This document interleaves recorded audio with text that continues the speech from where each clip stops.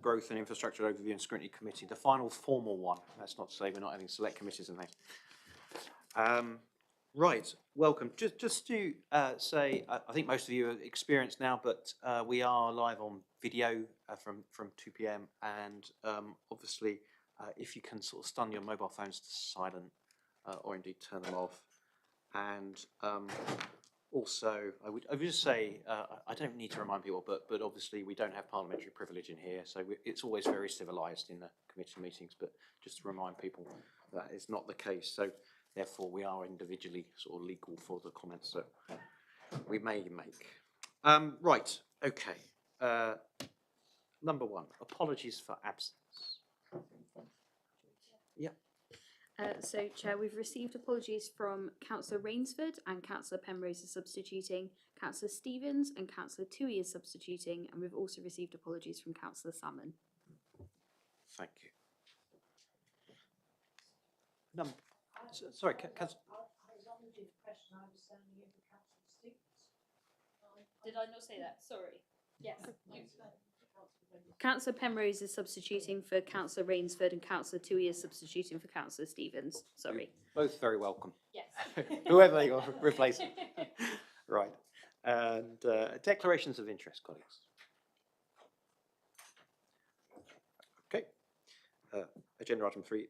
Minutes. There's two sets of minutes actually to agree, hopefully. First set from the 8th of November 2023, which I think was the regular committee, and then the 22nd of January 2024, which was the select committee that I will have to abstain on because I wasn't permitted to be there. So are we all in agreement of those minutes? Yeah, brilliant, thank you. Agenda item 4, Chair's urgent business. I don't have any urgent business to raise. Vice Chair? No, okay, nothing from here. So great. Agenda item 5, the Net Zero Action Plan for 2024 to 2027. Delighted to introduce Councillor Tom Bryers-Delve back to the committee. Over to you. Great, thanks a lot, Chair. And thanks everyone for having us here today to discuss our proposed Net Zero Action Plan for the years 2024 to 27. I wanted to start with a brief reminder of how we've got to this point.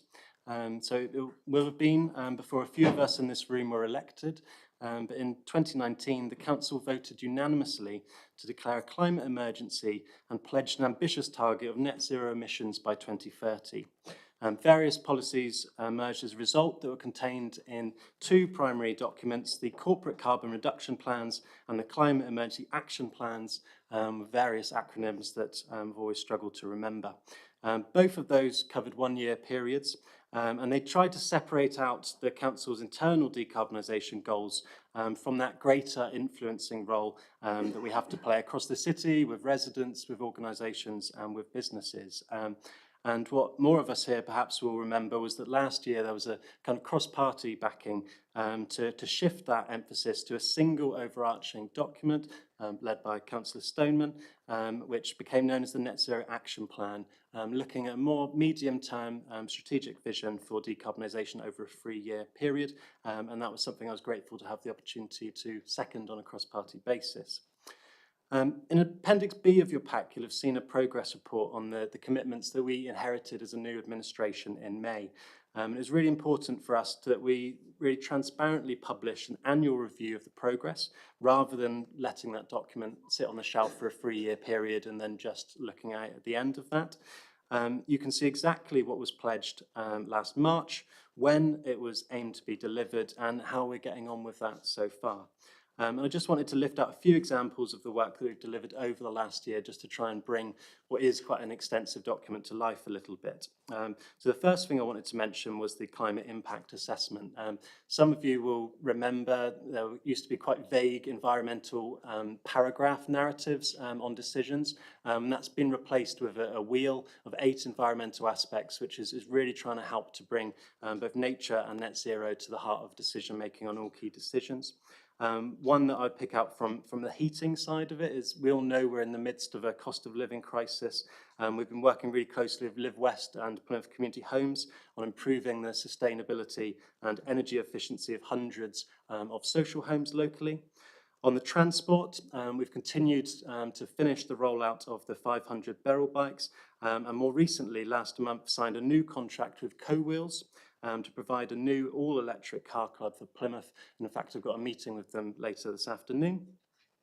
On the waste side of it, been working hard to try and increase the recycling rate, which is something we know that we need to go further on here in Plymouth, with a new campaign called Right Stuff, Right Bin, and the social media side of that, which is the first phase, has had 80,000 impressions so far over the last 2 months. On behaviour change, there's lots of things I could talk about. A new exhibition at the Box, which is just about to start around climate change. Climate ambassadors organising lots of events in different public spaces. The new Climate Connections website, which was launched last year, has a new phase on business engagement, making sure that businesses and organisations are being transparent about their path to net zero, and also a contract around support for city businesses. So overall, I'm pleased that 84% of the actions that were written into the 2023-2024 part of the NZAP have already been completed or are on track. And one thing I wanted to be upfront about is that there's an interesting balance to be struck here. Politically, it's always nice to see lots of green on a report like this. But personally, I'd be worried if at this stage, with a few months to go, that we had 100% completion over those. Because the whole point of the NZAP is that we're being ambitious and urgent in the commitments that we're making. And so by that very nature, there's going to be challenges, whether that's financial, whether that's to do with staffing constraints or others. But on a reflection, I hope that Appendix B gives a clear sense of the work we're actually doing on the ground, not just what I might be talking about in full council. But I also wanted to talk briefly about new commitments. So as well as cracking on with the previous commitments, as well as undertaking that transparent annual review of progress, we've also committed to a continuous rolling process of finding opportunities for new innovations in line with emerging technologies and best practice that we're noticing from elsewhere. The new commitments are all highlighted in light green on the Appendix A pack, just to make it clear of what were the previous commitments that we're rolling forward and what are the new ones that we've added in over recent months. Some of these priorities are ones that I personally wanted to add in and drive forward. That included things around waste reduction, business support, heat networks, food decarbonisation and community engagement. But I really want to stress today that the vast majority of it has really been down to colleagues and various teams across the council. Over the last 6 months or so, myself, Emmanuel, Paul and Jonathan, in different combinations, have met every single cabinet member and their relevant directors, often on multiple occasions, depending on the breadth of their portfolio. I really want to thank those cabinet colleagues for making the climate emergency a top priority. We understand that every cabinet member is grappling with huge things, whether that's homelessness, whether that's to do with social care, but the fact that they're all trying to innovate in this area as well really means a lot.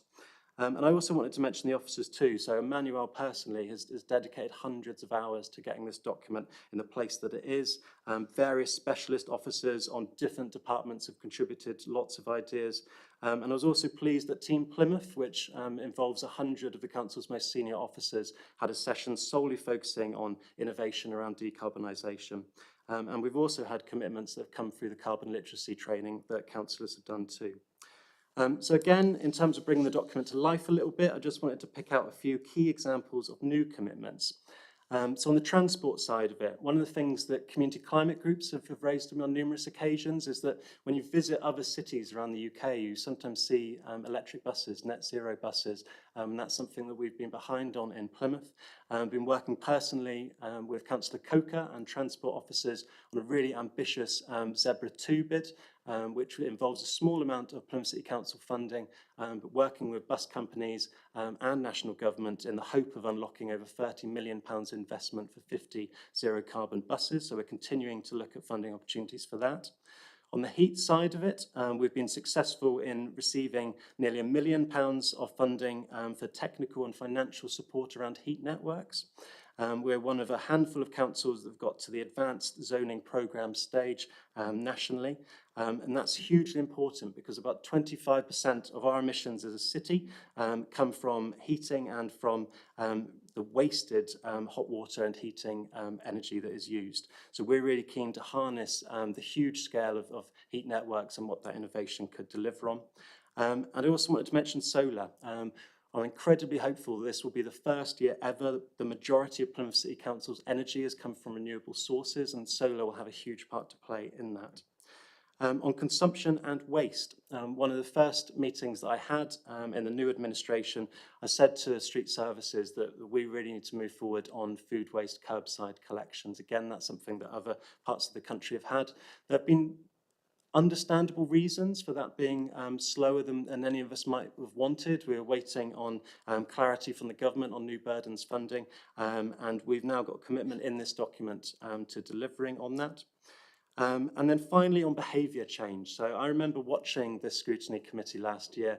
I remember some of the feedback that came from cross-party councillors about the fact that we need to really boost what we're doing to reach out to other organisations and businesses. And so there are 19 new commitments around behaviour change. A couple of the ones I'm particularly excited about include working with every school in the city, encouraging them to get accredited as eco-school status, which will have a huge opportunity to influence thousands of young people. And also something that one of the councillors in this room has innovated on is the idea of neighbourhood level community climate plans, and that's something that we're going to be piloting. So I'm really looking forward to hearing your questions and potentially some ideas coming forward, and thanks again for extending the opportunity for me to come today. Thank you. Thank you, Councillor. Colleagues, questions?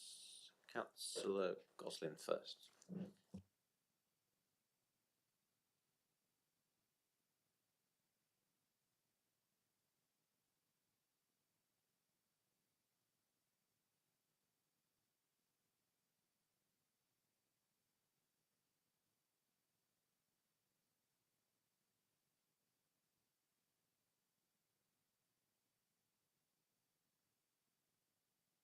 Sorry, Councillor Goslin, could you put your microphone on? Apologies, I'll start from scratch.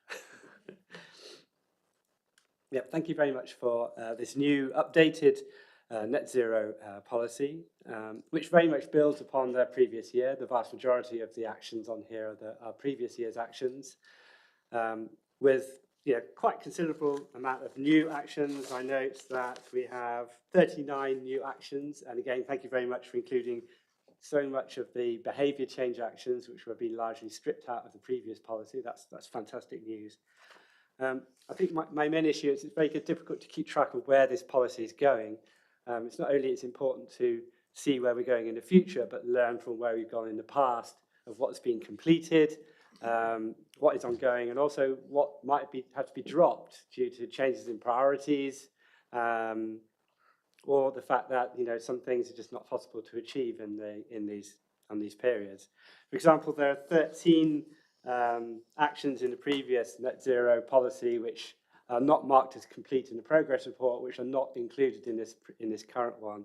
So it's always useful to have a narrative about why those were dropped, what were the issues around those, and again to have an idea about what the progress over time. So I'll just highlight just one of those from the progress report, BHP 10E, which I thought was a particularly interesting initiative, which is working with the private sector to explore wider rollout of heat networks, in particular linking energy from waste plants and other sources of renewable and waste heat. So that's marked as being in progress, but that action is not in the new action plan. Can you tell me something about why that's no longer an action for the net zero policy? Thank you.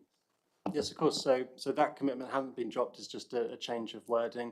There are various examples where the previous action we've added in a replacement that goes further than that. So the heat networks one is one that's progressed a huge amount since those initial items were drafted.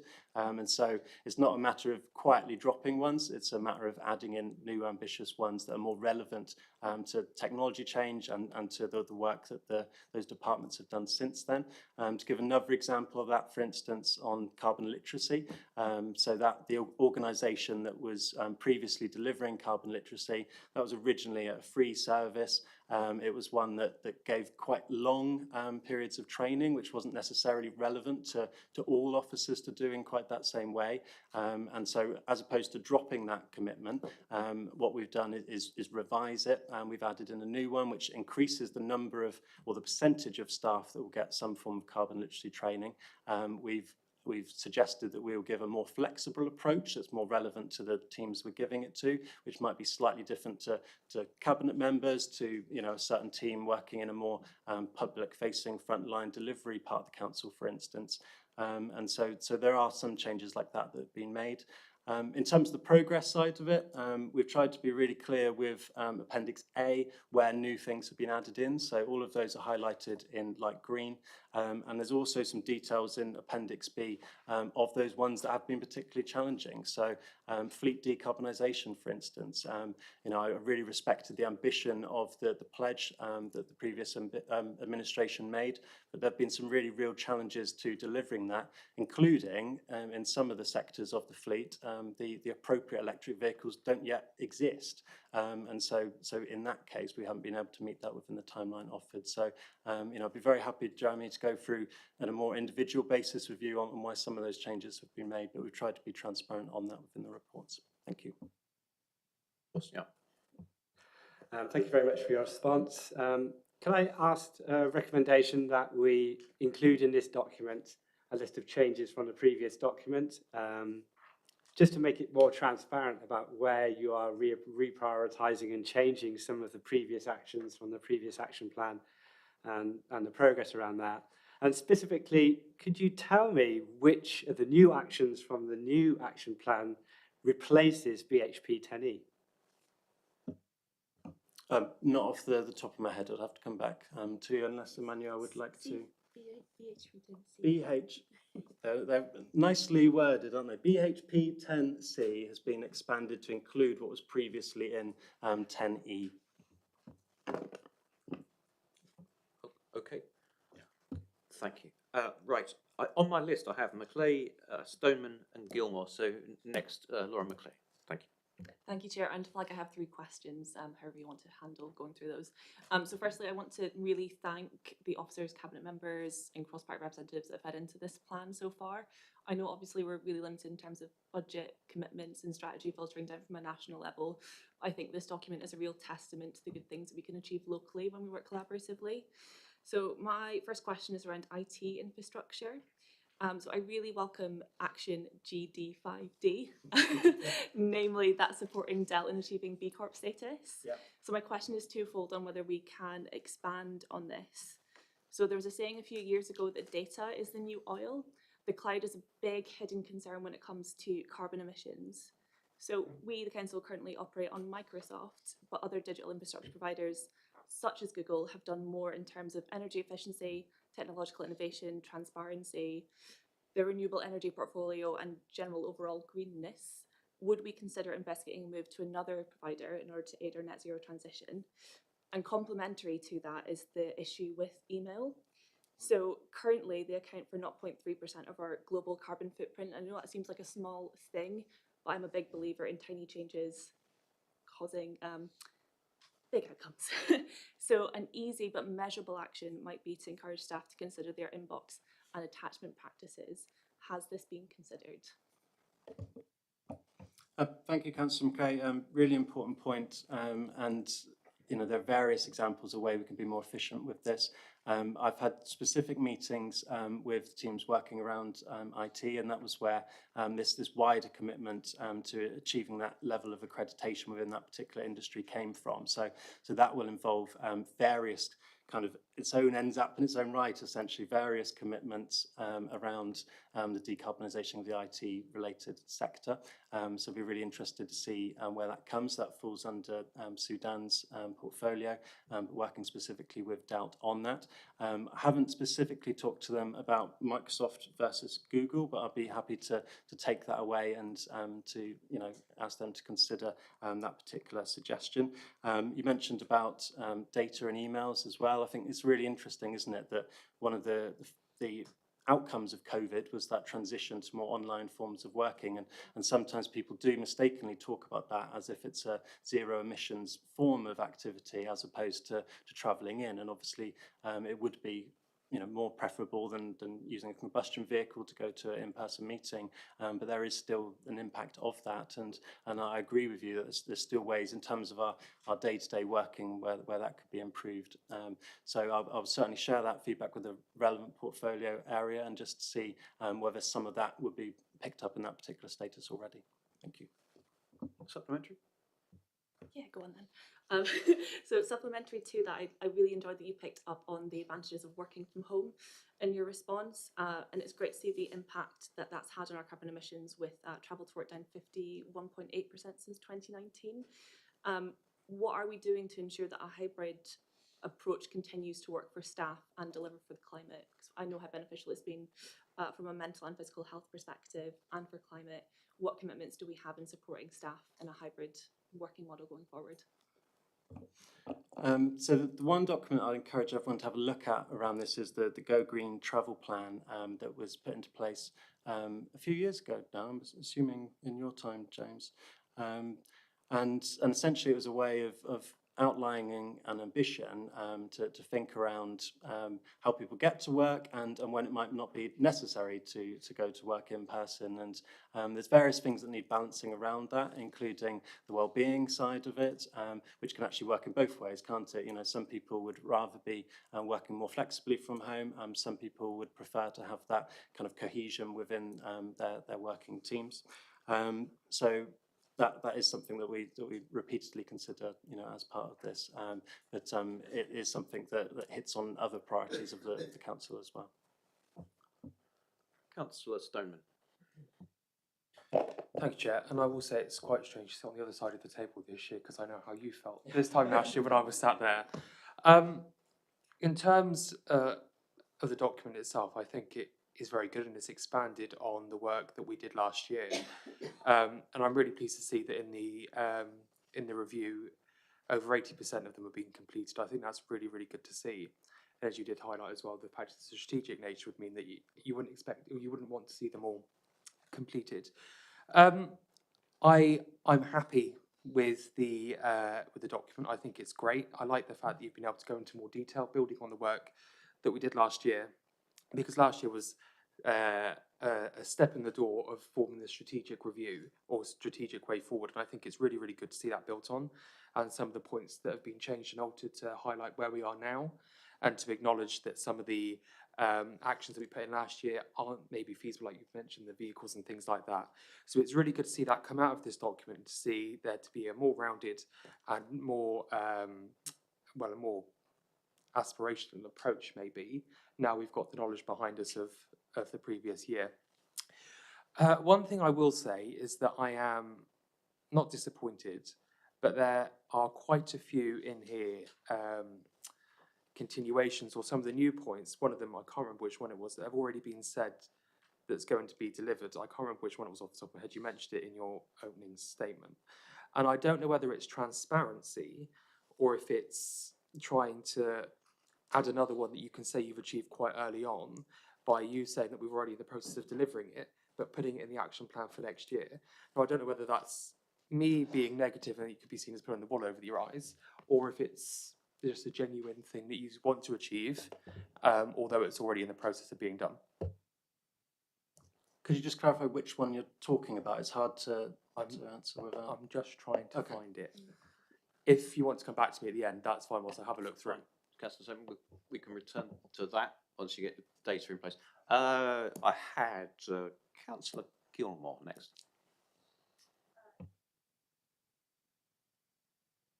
Chair, I've got two questions. Again, that's with Councillor McClay.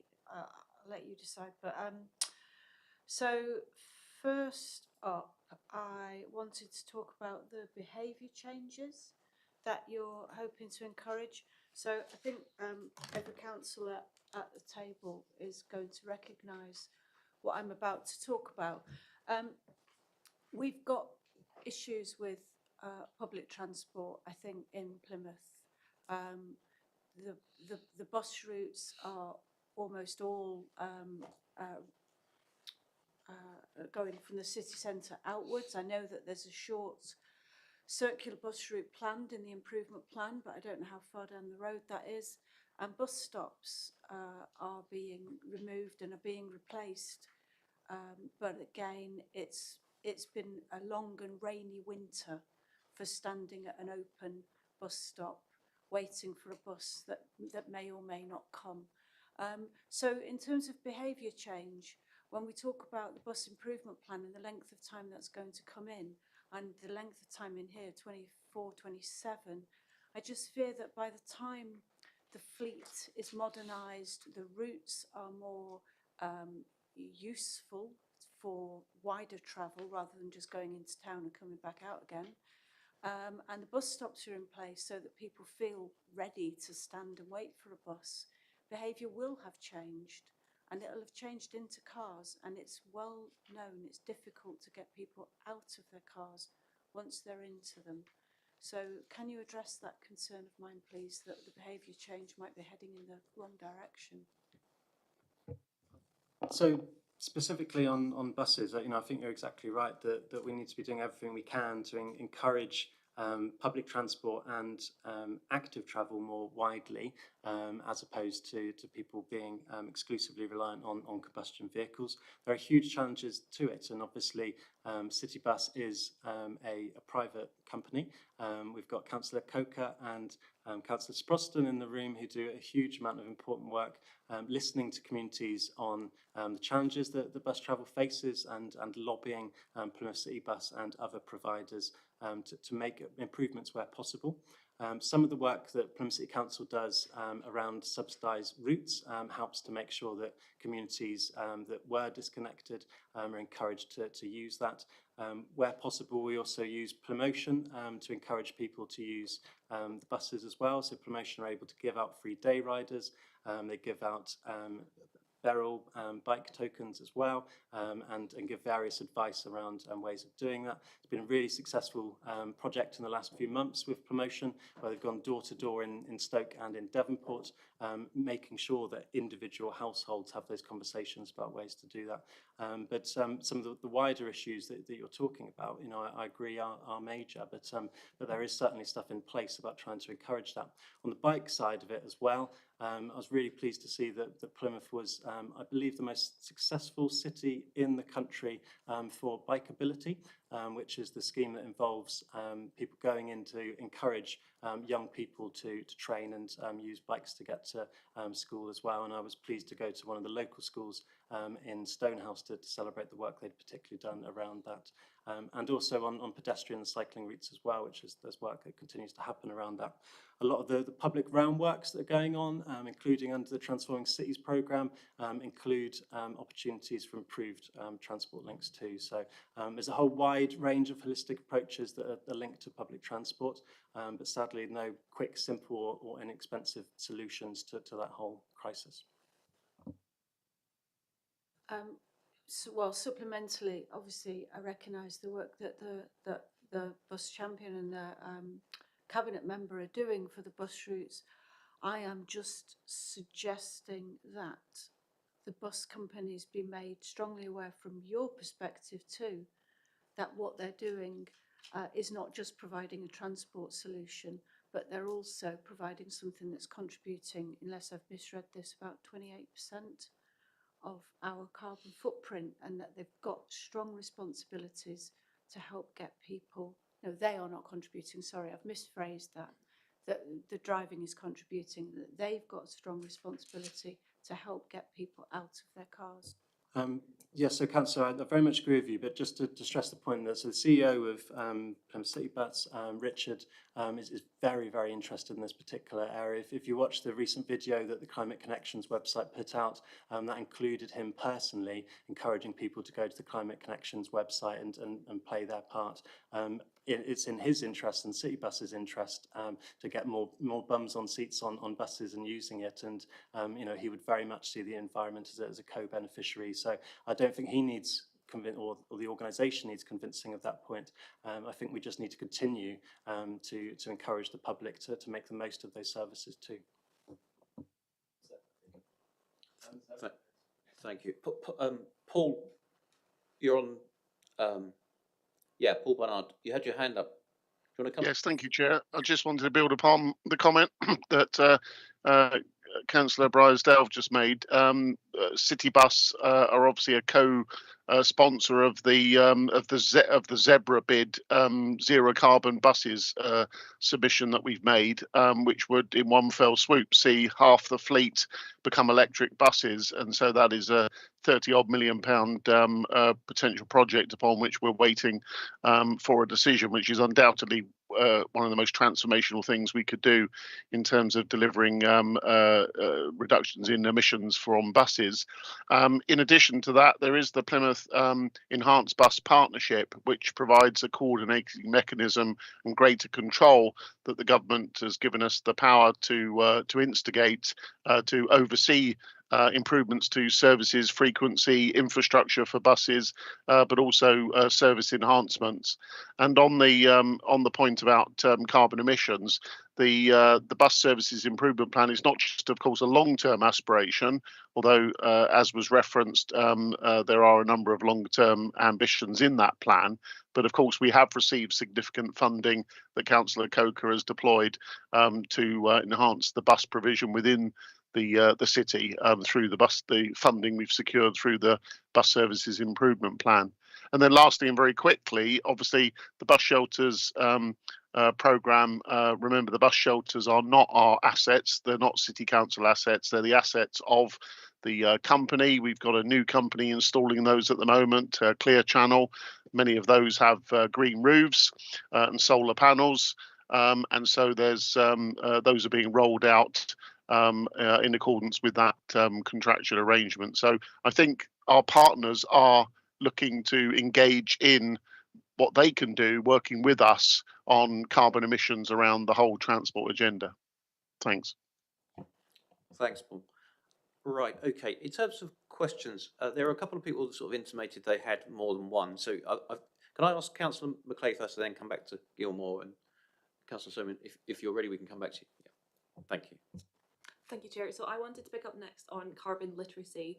So I'm a bit all too familiar, to be honest, with the threat the climate emergency poses, and I found the training deliberately wondered by Manuel and the team to be hugely insightful into the position and influence we play as a local authority. I thought it was fantastic. So how are we progressing in terms of accreditation take up amongst staff and councillors? I was wondering if we make it part of the council induction programme, so any new councillors that come in from May are just automatically picked up into that pipeline. I also know BC2B in relation to the local climate change training course for community groups. This action is March is completed, which I think is fantastic. I'm just wondering if it'll be returning, because I know there's an appetite for community groups I'm a part of, and obviously the more community buy-in we get, the more effective our influence will be.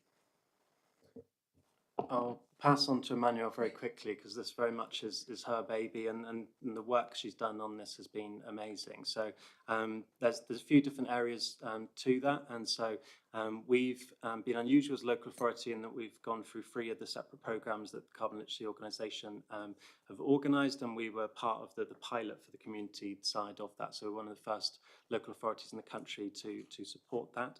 On the staff side of it, one of the challenges was around the level of depth and the relevance, and making sure that's appropriate and transformative, for different groups. And so the way that we're going will be more flexible than if we were solely making use of the resources by that particular organisation. But I agree with your aspiration to get more councillors behind this. Tried very hard encouraging councillors in full council to sign up. Emails have gone round. We're also looking at on further sessions with that too.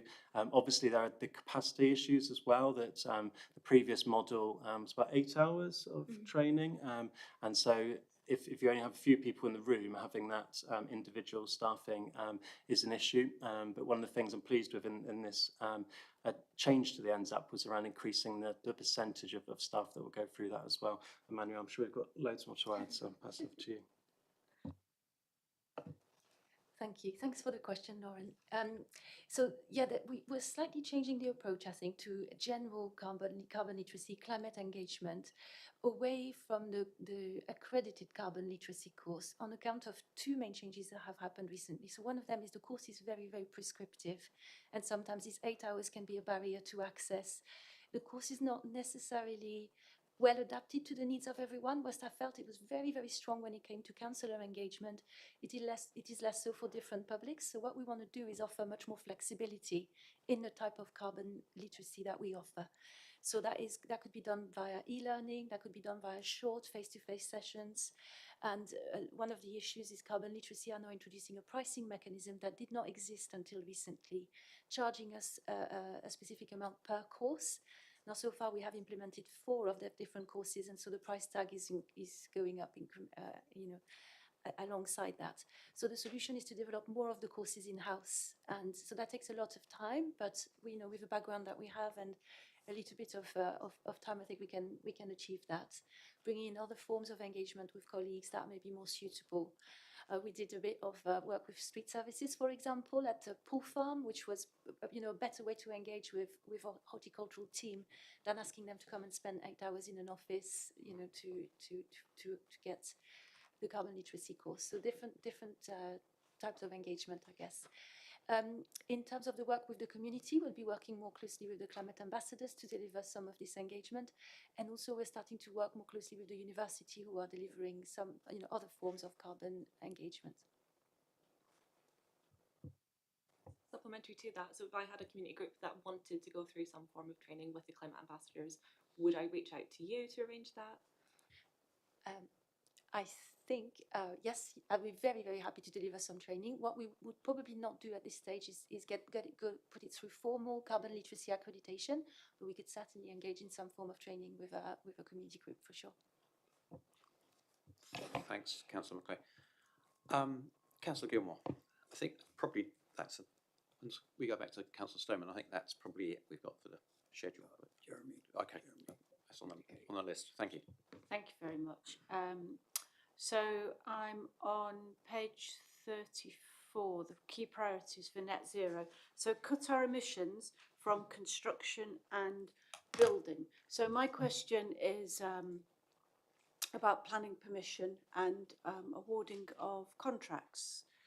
To what extent is the ability to demonstrate net zero considerations going to be factored in to awarding planning permission for, let's say, just for talking's sake, to large projects? And also, to what extent is the ability to demonstrate thinking about net zero going to be taken into account when we're awarding tenders? Do you still have to come in with the lowest price, or could you have the second lowest price but the best climate plan? So planning permission and tenders. Thank you. Thank you, Councillor. It would be remiss of me to not make use of the specialism of Paul Barnard on a planning-related question, so I'm sure he'll be very excited to come in on that one. Paul, over to you. Yes, Jonathan might want to add something around the policy background for this, but on planning applications, clearly there are provisions that allow us to improve the energy efficiency of buildings, and I'll pass over to Jonathan in a second to just flesh out the joint local plan policies and the recent climate emergency statement that supplements the provisions in relation to determining planning applications. Clearly, the determination of a planning application is separate from the letting of a contract. Those are completely separate things. And in relation to the setting of contracts, we are working with colleagues in procurement to make provision for a weighting factor in the letting of contracts that takes fully into account the provision of outcomes that relate to climate emission reductions. So there is a social value provision, but we're also looking at making provision around how we let contracts, so that, again, working with like-minded partners, they can help us achieve carbon emissions from our projects as opposed to necessarily through planning applications. I don't know if Jonathan wants to add to the planning observations I've made. Yes, certainly. Just checking I'm on screen. That the climate emergency planning statement was something that the council adopted. I think it was in the early part of last year as a direct response to the very question that Councillor Gilmore raised, really, which is kind of making sure that we integrate climate emergency considerations into the consideration of planning applications. It really builds upon what's in the joint local plan. So there's policy DEB 32, I think it is, which is about low carbon development. But we felt that it didn't quite go far enough in terms of having a systematic approach to going through lots of different ways in which a development can be designed and implemented to address climate emergency considerations. So that's really what the climate emergency planning statement was intended to do. It's really an interim policy pending the next version of the local plan. So it goes further than the current joint local plan, and it will be an input to the next local plan. It includes at the very outset, when a planning application is received, the application has to come with completing a checklist of how it complies with the policy. So it covers a range of mitigation measures and also climate adaptation measures. And if the form isn't filled in, the application doesn't get registered. It's, you know, an applicant could still say that they can't meet all of the requirements, but then they would have to justify it, and then that would be a matter that would be considered by the case officer and then potentially the planning committee if it goes to planning committee as to whether in that circumstance planning permission should be refused or not. So that there is a sort of much more rigorous approach now to how we deal with this through the planning process, and so I hope that's helpful to the committee. Thanks, Jonathan. Thanks, Paul. Right. Did you have a quick supplementary? I'd like to thank Jonathan. That's a really encouraging answer. Thank you very much. And also say to Paul, thank you very much. But once that weighting is decided, could it be brought back to us? Could we make sure it's in here so we know about it, please? That's all. Thank Sure. you. Yes. Okay. Councillor McClay, very briefly. Thank you. Thank you, Chair. So picking up on CW4B in relation to behaviour change for residents. So it was great to hear the Christmas campaign garnered 8,000 impressions. I think it was a really clear and clever bit of comms, so I want to say hats off to that team. I want to ensure that while we're encouraging good habits at home, we're kind of upholding our end of the bargain when residents are out and about in the city. Are we moving towards mixed waste and recycling facilities as standard across the city? Also, it kind of pains me that in some of our own council buildings, like Council House, we don't have recycling facilities available across all rooms, nor did the Christmas market or Lido when I visited last year. Are these being addressed? Really good question. Simplest one on your list is, you know, if there are group rooms in the council house that don't have it, please let me know in an email and I'll make sure that's done very swiftly. I know some of the rooms do. There's a recycling bin in the corner there, and there's certainly a recycling bin in the Labour group room. I think there is in the main opposition room from memory last year, but very happy to make sure they're there in the council house, and we should certainly be leading by example. In terms of rollout across the city, obviously there's a cost implication to that. With new schemes that I'm involved with, that's something that I've put in as a suggestion, and I certainly think that if we're installing new bins in a new scheme, that you know, mixed bins should be there where possible, and that there are other examples of the city where we've been doing that. On that particular campaign, so you mentioned 80,000 within 2 months, so you know, quite a significant you know, number in terms of our population, and that's just the start of that campaign. So there's going to be stuff that is widespread across the city, which will be in terms of the hundreds of thousands seeing the next bit. So we know we've got a long way to go on encouraging that recycling engagement. Some of that will come through partners as well. There's some important work done at the Energy from Waste facility in terms of getting school groups in talking about recycling, and there's certainly a lot more that we need to be doing around reuse and reduce as well, which I know that, you know, your colleague Councillor Poyser is very passionate about too. So you know, we've got a long way to go to increase that, but it's certainly a priority for me. Thank you. Councillor Stoneman. Thank you, Chair. The point in question was T5F, established an electric vehicle car club for Plymouth. In your opening, you said that had already been done. So the time frame of this document has been worked on for the last 6 months.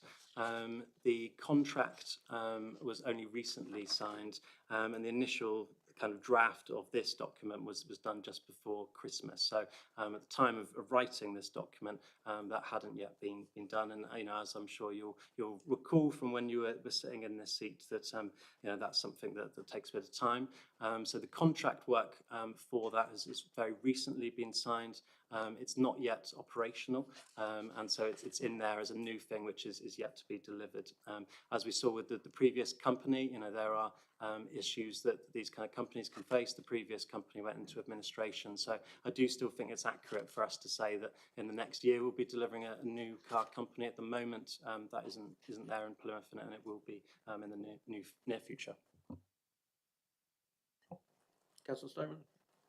Just very quickly then. So in order for it to be completely transparent, I would suggest that the word new is put in there, rather than leaving it as it is, just to show that there has been one in the past and you want to bring a new one back, just to make it very, very clear. Very happy with that change. Emmanuel, can you note that down, and we'll make sure that's updated in the draft that goes to full council. Thank you. Thank you, everybody. Right. Before we move to the recommendation, there's obviously a couple of things that have sort of shone out to us that have been requested by members of particular importance. The first one was making explicit the list of changes from the prior documentation. Excuse me. From Councillor Gosling. And I wanted to include that in. Did you have a final question? Sorry, Councillor. I mean, if it's very quickly, go ahead. We're just moving over time now. So this is just a question on food waste recycling, which has been an important sort of chink in the armour of our recycling policy. Just to say thank you for progressing food waste recycling to commitment in 2026. And I just wondered very quickly, how are you going to overcome the issues that you state in the progress report, and also what happened to the CW3D, which is support food waste reduction?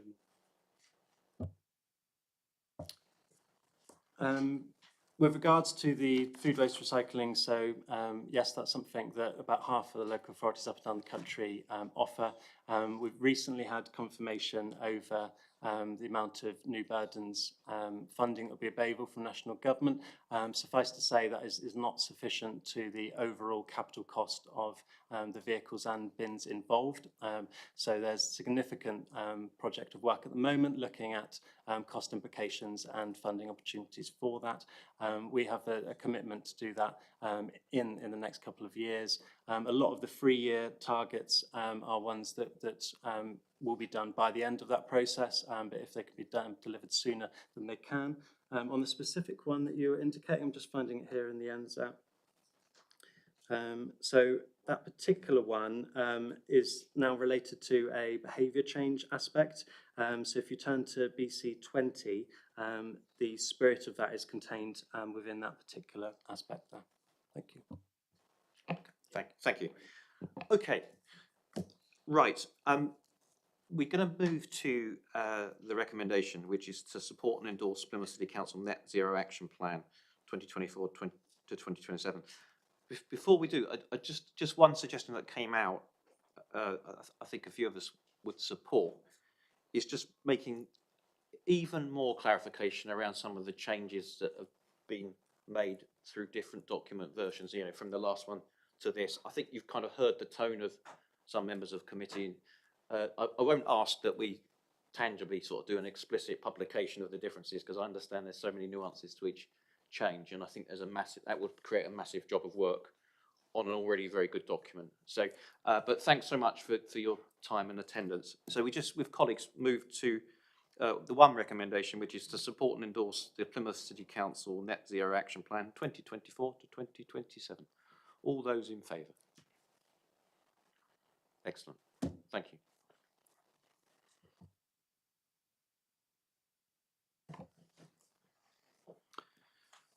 Right. Agenda item 6, Plan for Homes 4.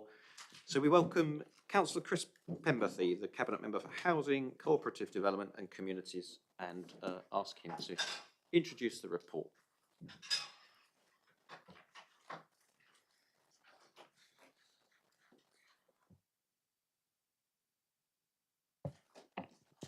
in a minute.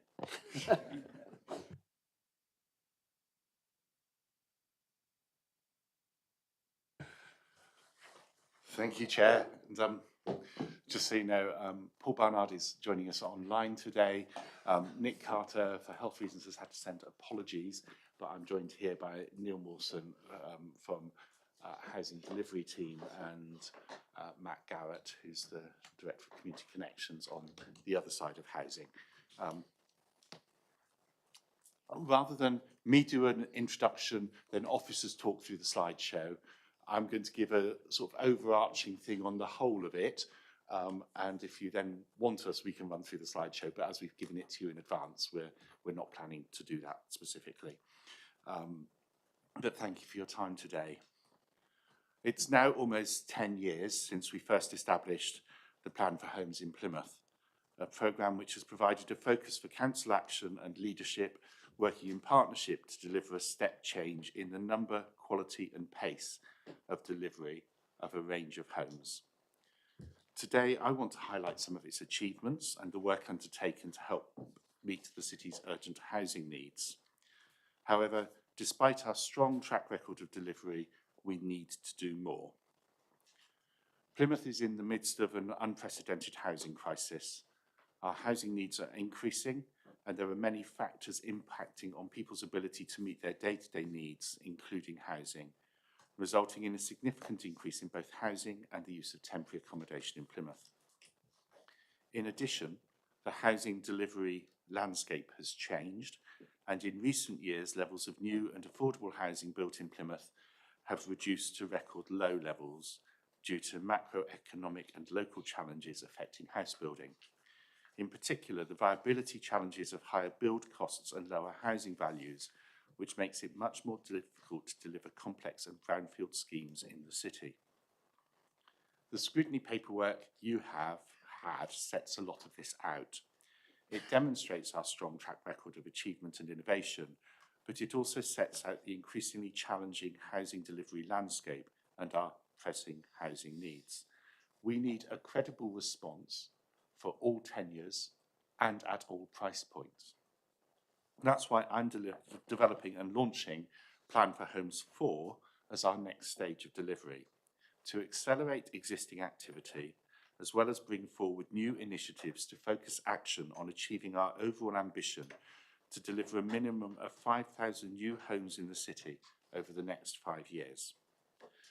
Plan for Homes 4 will be a more holistic plan, which will need to address the impacts of homelessness, how we can improve overall housing conditions of existing homes, take action to reduce carbon emissions and deliver more low carbon homes, the need to maximise inward investment and ensure we have the partnerships to deliver. Maybe fortuitously, given your previous discussion, I want climate action to be a cross-cutting theme of Plan for Homes 4 to ensure it contributes towards the delivery of the Council's Net Zero Action Plan to reduce carbon emissions and help tackle fuel poverty in the city. And today, I'd like to hear your thoughts to help shape Plan for Homes 4 actions to help achieve that.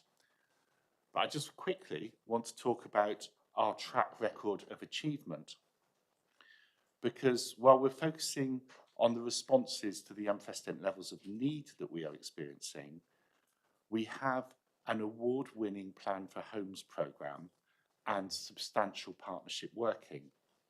To give you a flavour, we've delivered 7,581 new homes over 9 years, of which 1,980, 26% were affordable. In the last 5 years, how many other cities can demonstrate that level of affordable housing delivery? Hardly any. We've released 48 council-owned sites that are planned to deliver 1,550 new homes, of which 1,022 are going to be affordable. That's 66% of the ones where we have intervened through our land. Of those, 28 sites have been completely delivered, 1,045 homes, of which 627 are affordable. That's 60%.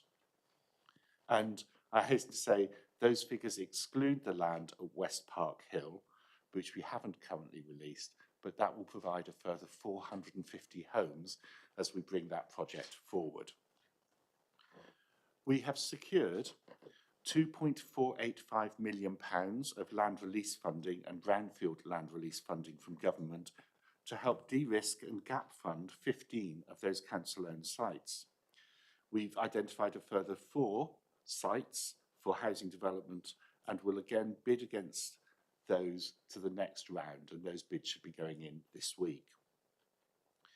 We have brought 385 long-term empty properties back into occupation using enforcement action as well as providing financial assistance. We've supported the estate regeneration of priority neighbourhoods in partnership with our housing association partners, with a combined investment of over £400 million and the delivery of 2,924 new homes at Devonport, North Prospect and Barnbarton, and there's more estate regeneration going on and planned at the moment. We have delivered 24 train and build service veterans homes as part of 2 schemes, delivering 48 affordable homes. At Nelson Project, those are all occupied and doing really well. At Stirling, they're beginning to be occupied as the Stirling project comes to a completion. We've provided 33 wheelchair homes completed across various sites to meet high demands for accessible homes. And we've supported innovation of 72 affordable passive house, low carbon homes. At the point that was completed, it was the largest affordable passive house scheme in the country. We're further innovating and planning for 40 energy-sprung net zero carbon homes at Kingshamerton with Peck Homes and Live West, which would be the first new build energy-sprung homes in England. We support the acquisition of 86 vacant family homes for affordable housing at social rent and shared ownership, which will make a significant contribution to meeting the needs of many families in housing need in the city. And we're building again as a council for the first time in 40 years, well-designed, high-quality homes that we hope will raise the bar in overall standard of new sustainable private sector owned homes in the city. And I'm really pleased to say that at this point, we've sold half of the development while we're still several months off completion. In this housing market, that is a substantial achievement and talks to the quality that we have a vision for in terms of all housing in Plymouth. So despite our strong track record, and I don't think anyone can say that that isn't a strong track record, our housing needs have increased significantly, and the housing delivery landscape has become increasingly challenging. In recent years, levels of new and affordable housing delivery in Plymouth have reduced to record low levels. In particular, we face development viability challenges due to the higher building costs and relatively low housing values in the city. Basically, it costs as much to build a house in Plymouth as it does in London or Swindon or Bristol or Exeter, but our land values are substantially lower. And a lot of the land we have left isn't easy to build on because that's all been built on already, and we're not about to start infringing on the easy build green land to build new houses. And so we are looking at brownfield and complex sites that have been dedicated for housing and allocated to housing for a long time, which haven't been brought forward. So we're working hard to rebuild a pipeline of delivery in a difficult viability situation on very complex sites. But we will deliver, and we are looking at affordable housing completions beginning to recover now, and we're looking to them coming back to where they were recently. Our housing needs are increasing at the same point of difficulty in housing completions as a result of a number of challenges faced in recent times. Rising inflation, cost of living crisis, the lack of affordable housing options, which have significantly impacted on people's ability to meet their day-to-day needs, including their housing needs. And there are specific issues around the private rented sector and changes in national approaches to investment and taxation for private landlords, which is significantly hindering that sector at the moment. That has resulted together in a significant increase in both homelessness and the use of temporary accommodation in Plymouth. To give you some idea of the housing need and challenge we face, as of January 24, We have 8,597 households on the Devon Home Choice Register, of which 1,351 are in high banding priority need. The number of housing lets in the social housing sector has declined, reducing by 36% in the past 5 years. 874 social housing units were let in 2022-23. That's 4.6% of the total stock and demonstrates the current static nature of the social housing stock. But if you were to compare 874 housing units let against a waiting list of 8,597 households, you'll see the sort of pressure that affordable housing is under. I'm sure it's something that many of us see in our casework as people ask for us to intervene. In 2022-23, the number of households in significant need of an affordable home, that's bands B and C, outstripped supply by 2,575 households. Approaches by households concerned about their housing has increased by 42% over the past 3 years and is projected to increase 79% in this financial year alone. In the past 9 months, we've had an average of 173 homeless applications every month. That's a 30% increase on 2019-20. We currently have 342 households in temporary accommodation, of which 167 are families. In addition, there are a further 181 households in bed and breakfast, of which 29 are families, as the existing temporary accommodation is clogged up because there is no affordable or private rented sector accommodation for people to move on to. This has increased our in-year service budget pressures, and this year those are at £2.4 million, as we have reported at every single opportunity and talked about. There are 1,365 Plymouth households on the Devon Home Choice Register with accessibility needs, and beyond this there are over 600 people waiting for disabled facilities grants adaptations to be completed in their homes. So it is clear we need a plan for Homes 4 to move us into the next stage of delivery, to accelerate existing activity as well as identify and bring forward new initiatives to respond to the challenges and the need for new homes that I've just set out.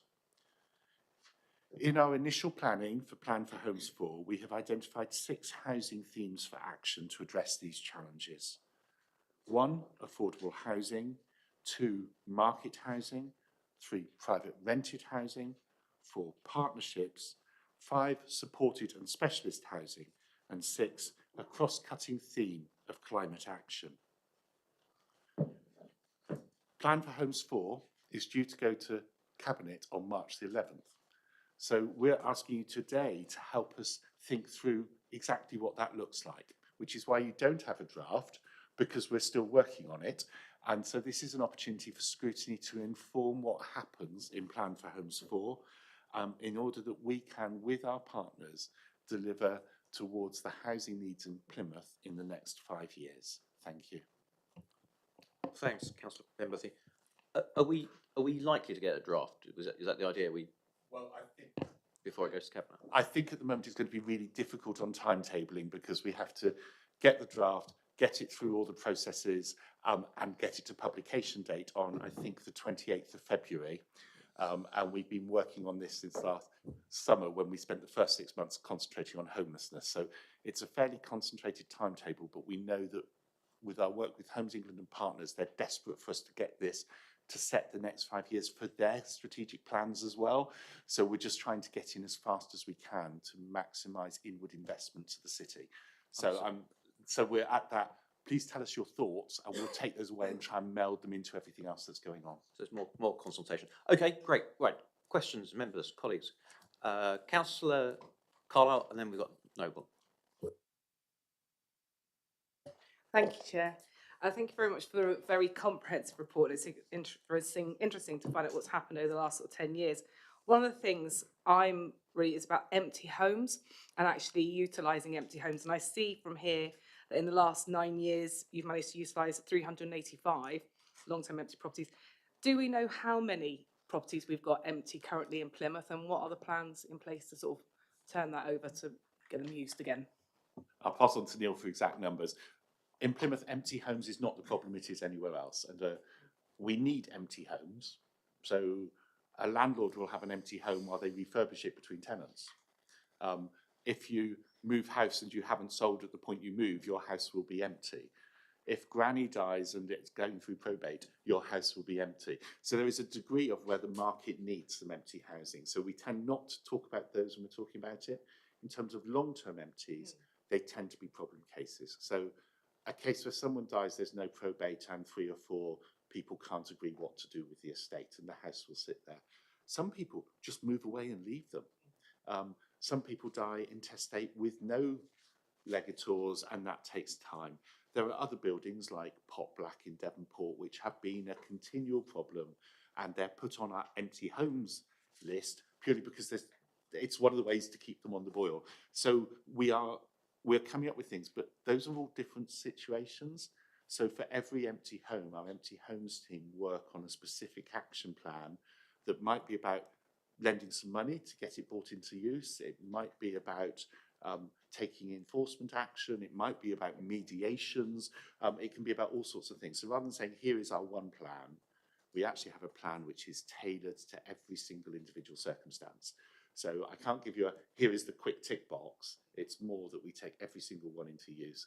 And we work really closely with Revs and Bens, and we do an annual sweep of empty homes to make sure that they are actually empty and that they're paying appropriate council taxes. So they either get the premiums or we make sure they're registered as in use. And that has generated us a whole load of council tax over the last few years as well. But in terms of numbers, Neil, it's in your team, you've probably got a better sense for long-term empties.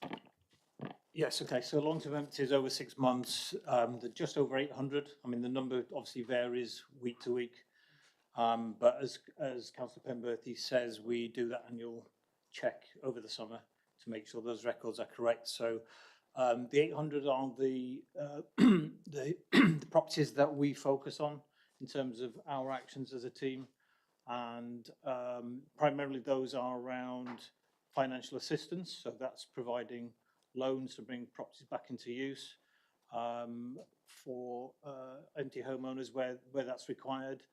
And in addition to that, we use legal powers, so particularly compulsory purchase, enforced sale, and a number of empty dwelling management orders where necessary to encourage owners to bring their properties back into use. And as Councillor Penberthy says, the reasons for empty properties are many and various, and often complex family situations sit behind them. But where necessary, we will use legal powers. And in fact, there are 2 CPO cases coming to Cabinet in March, which are properties that have been empty more than 10 years. And we've tried everything over that period of time, had no engagement from the owners. And in those cases, we will use the powers such as compulsory purchase. Okay. And just quickly, Chair, in terms of the overall housing numbers in Plymouth, that's well under 1% of homes in terms of over 6 month empty. So it's not like some places which have got thousands and thousands. And so we're really working at nitpicking, and that's how desperate we are to get housing in Plymouth. We are nitpicking at small things and lots of small sites and lots of small bits. There's not big tranches of let's build 2,000 homes there, unless it's Sherford or Woolwell or those massive sites identified in the joint local plan. Yeah, thank you. Just that's really interesting. It's just for clarity, I wasn't talking about sort of moving into granny's home straight after she died because it's in probate, or someone who's like left it open, not there for 2 months because they've gone off on a sabbatical. It was the long-term ones. I think as councillors and as Plymouth residents, I think we can all identify ones on our street even, or ones in our wards that have been left abandoned for several years, and they do become into absolute disrepair. And you do always look at it when you're going past and you think, my goodness, that could be housing it has in a family that could have been converted into flats. So it's good to hear of what the team are doing and looking down that. As you say, it might be only 0.1%, but if that could house another 100 families, that's going to be a huge, massive benefit for us all. Thank you. Just to add that we also work with organisations like Plymouth Homes for Let and PATH to bring empty properties back into use at local housing allowance and make financial assistance available to them to encourage them to make more rented property available in the city, which is in short supply. Yeah, thank you. Okay, thank you. Councillor Noble.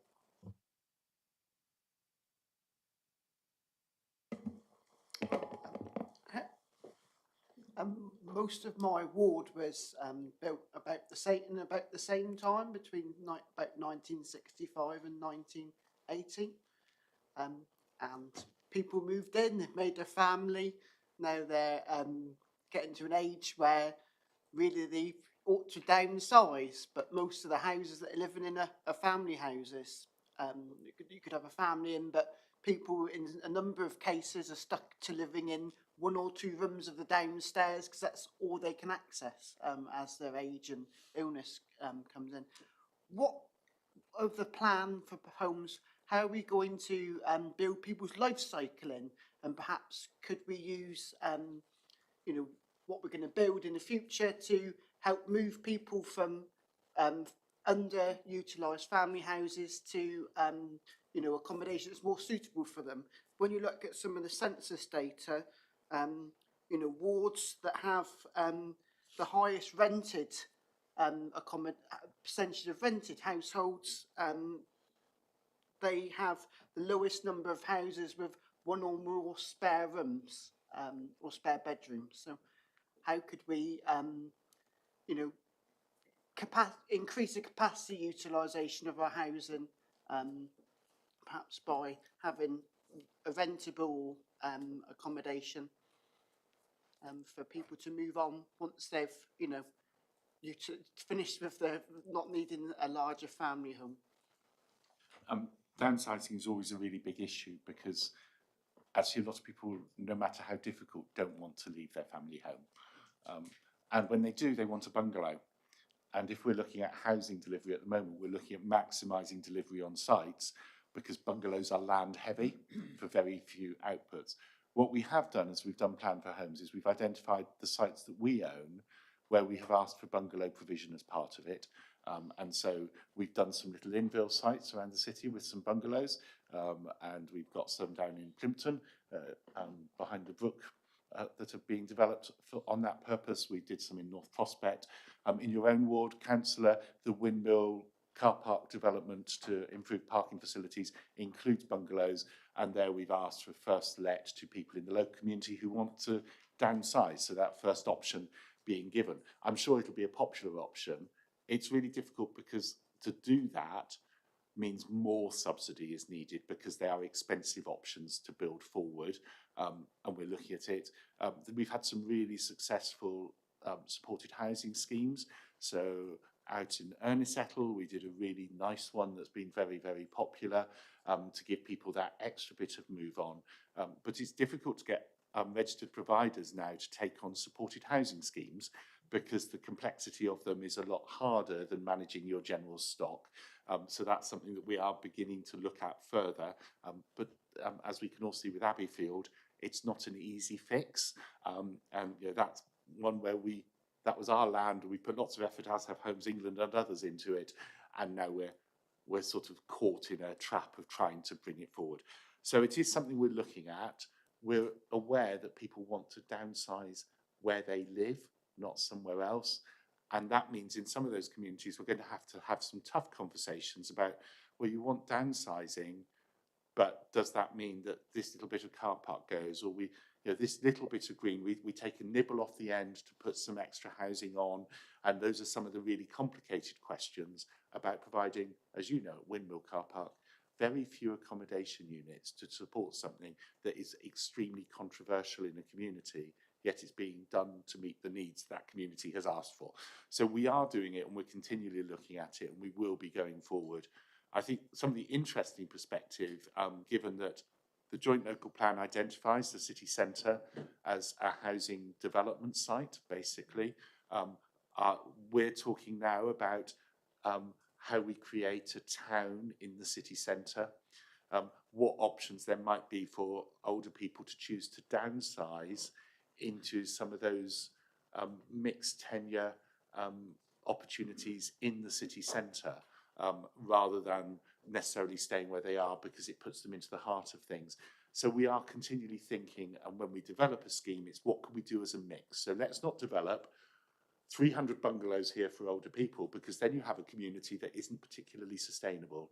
Let's actually find how we put some family housing and some bungalows and some other single people flats in, so that there are older people and younger people and single people all together close to amenity, which isn't, I hasten to say, a 15-minute town or city approach. It's actually an approach about sustainable communities and people having neighbours and places they want to live. So each scheme we are looking at like that, and Matt and his team on each of the sites we do say, can we meet some of this particular housing need on these sites? And we do site planning statements that bring those forward.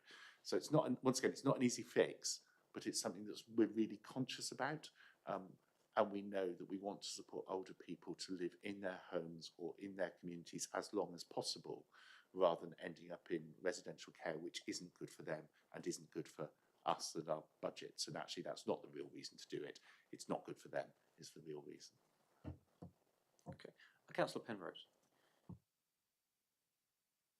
Thank you. My question was about the city centre, and because it's mentioned there in paragraph 3.4, and it's mentioned as a challenge, and it was interesting in your the answer you've just given to hear you elaborating about that. So my question was really, in the plan, is there going to be more about precisely what we're aiming to do in the city centre, who we would be partnering with, and just in brackets, has the recent government announcement made any difference to that at all? I'll deal with the last point first before I come on to the city centre. I think in terms of housing over the last 12 years on all points of housing, there's probably been an announcement a week as a minimum on housing. It's great to get government announcements. What we're not seeing them come through is actually deliverers at a local level. And that's not a party political process. It's nice to make an announcement with Laura Kuenssberg, but actually that announcement to Laura Kuenssberg doesn't necessarily reflect the legislative changes or the practicalities of delivering on the ground. So whoever's making those announcements, that's great. Give us the money, give us the power, and give us the ability to do it, rather than just getting your soundbite on a TV programme. It doesn't help us, and that's not me being party political, it's me being a frustrated cabinet member for housing. In terms of the city centre, that's actually a really important issue. We don't want to build up to 5,000 new homes on sites in the city that would inevitably have to be predominantly green. We do believe that by intensifying population in the city centre, which is a direction of travel we've been taking for quite a long time.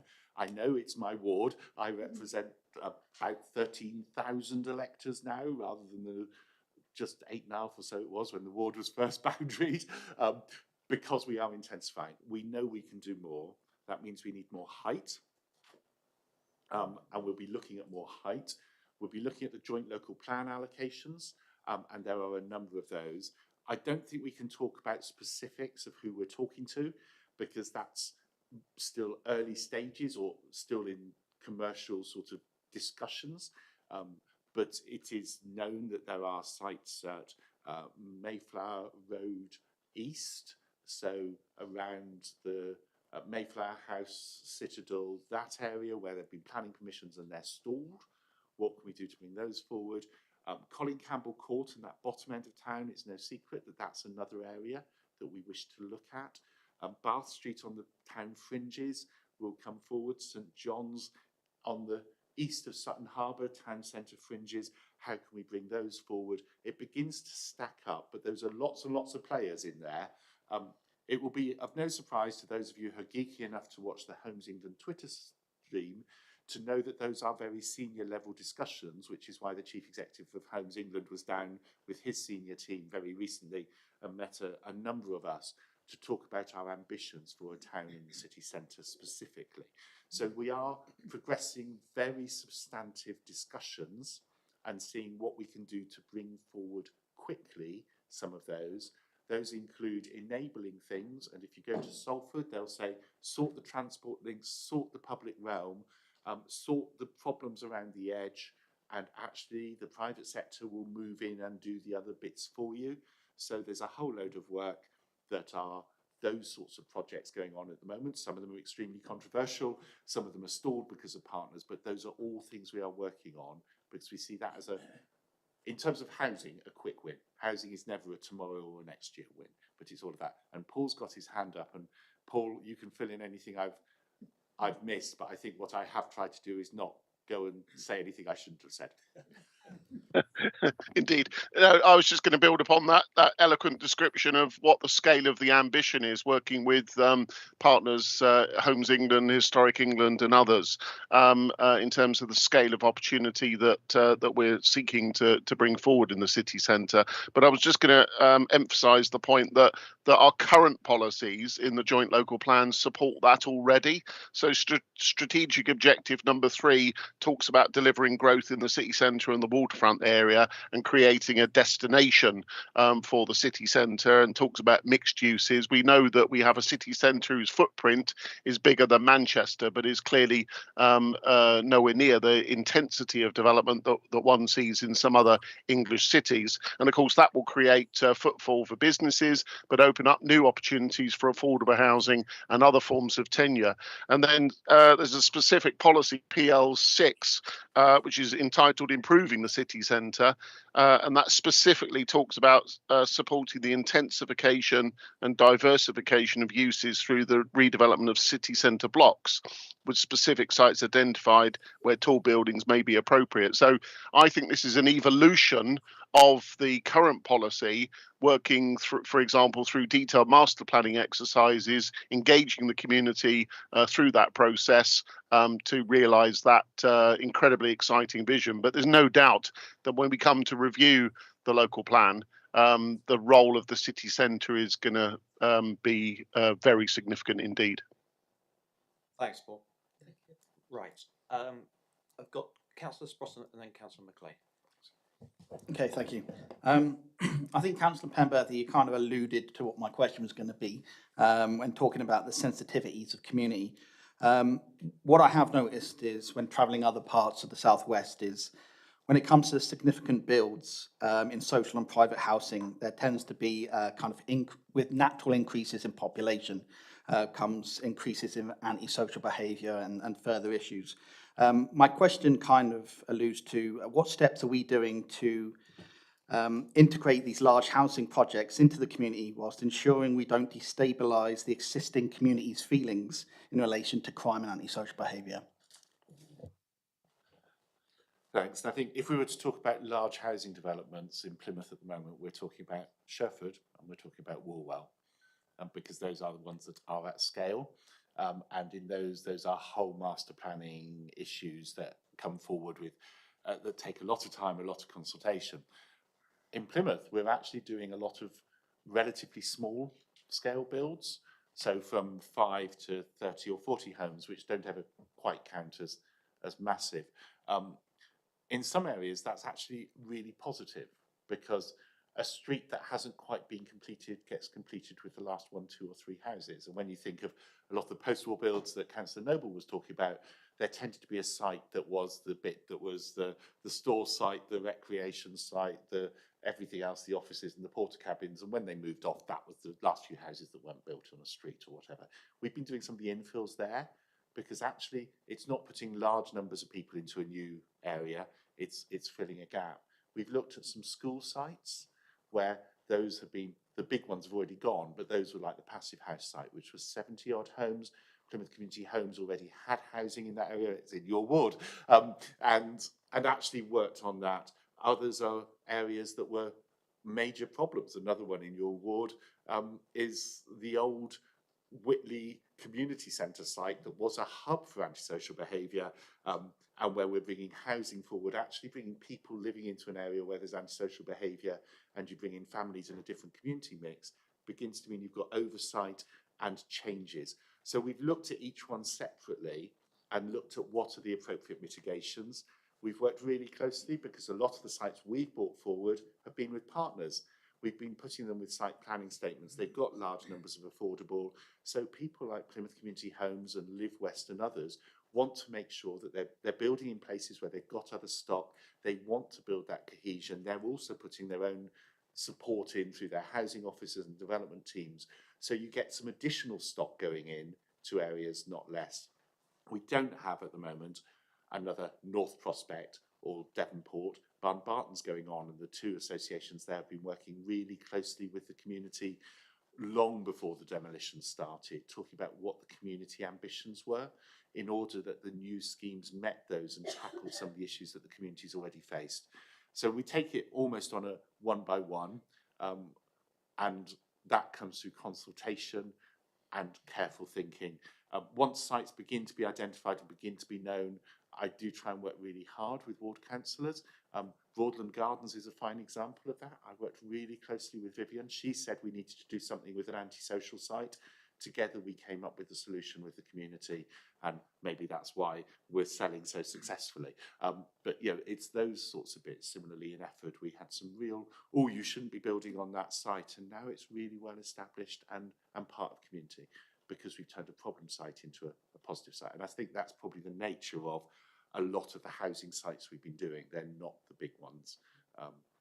Obviously the really big one I said we weren't putting in the numbers at the moment is the land at West Park, which is actually in South Hams, not Plymouth anyway. It's in the joint local plan, and we're looking very sensitively at how we do that in a way that enhances what we've got that is currently not available to the community, but actually enhances a riverside walk or a streamside walk that doesn't exist because there's lots of field boundaries, and we can actually do some stuff that actually makes it better for the local community at the same point as meeting housing need and bring forward low carbon and do other things, because those are community aspirations. We know it'll be controversial, but we know that by working we can begin to cut some of those. Fine example was Rem Plus at Manamead Centre, which was outright opposed at day one. And by the time it came to planning, all the local community was saying, we want this build because it'll be good for us, not bad for us. And those are what we try and achieve. Thank you. Councillor McLean. Thank you, Chair. I just want to say firstly, how much I appreciate how complex and multifaceted the issues around housing are. I'm going to pick up a little bit on the private rental sector. So like many young people, I am a renter. It's really hard to find good quality rental accommodation in Plymouth. It's hard to come by, substandard, and it's expensive, really. Do we have an issue in Plymouth with holiday lets like Airbnb taking housing stock away from residents when that they could be better serviced by an enhanced hotel offering? And I'm also wondering how we use our influence as a local authority to work with landlords and letting agencies to advocate the benefits of, say, adding insulation to improve conditions for renters, cheapen bills, and help achieve our net zero aims.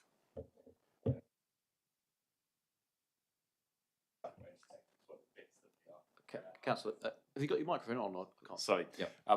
So as we said, private rented sector is one of our six. It is really important. And yesterday I was with the South West Landlords Association. I meet with them very frequently to talk about big issues in the sector.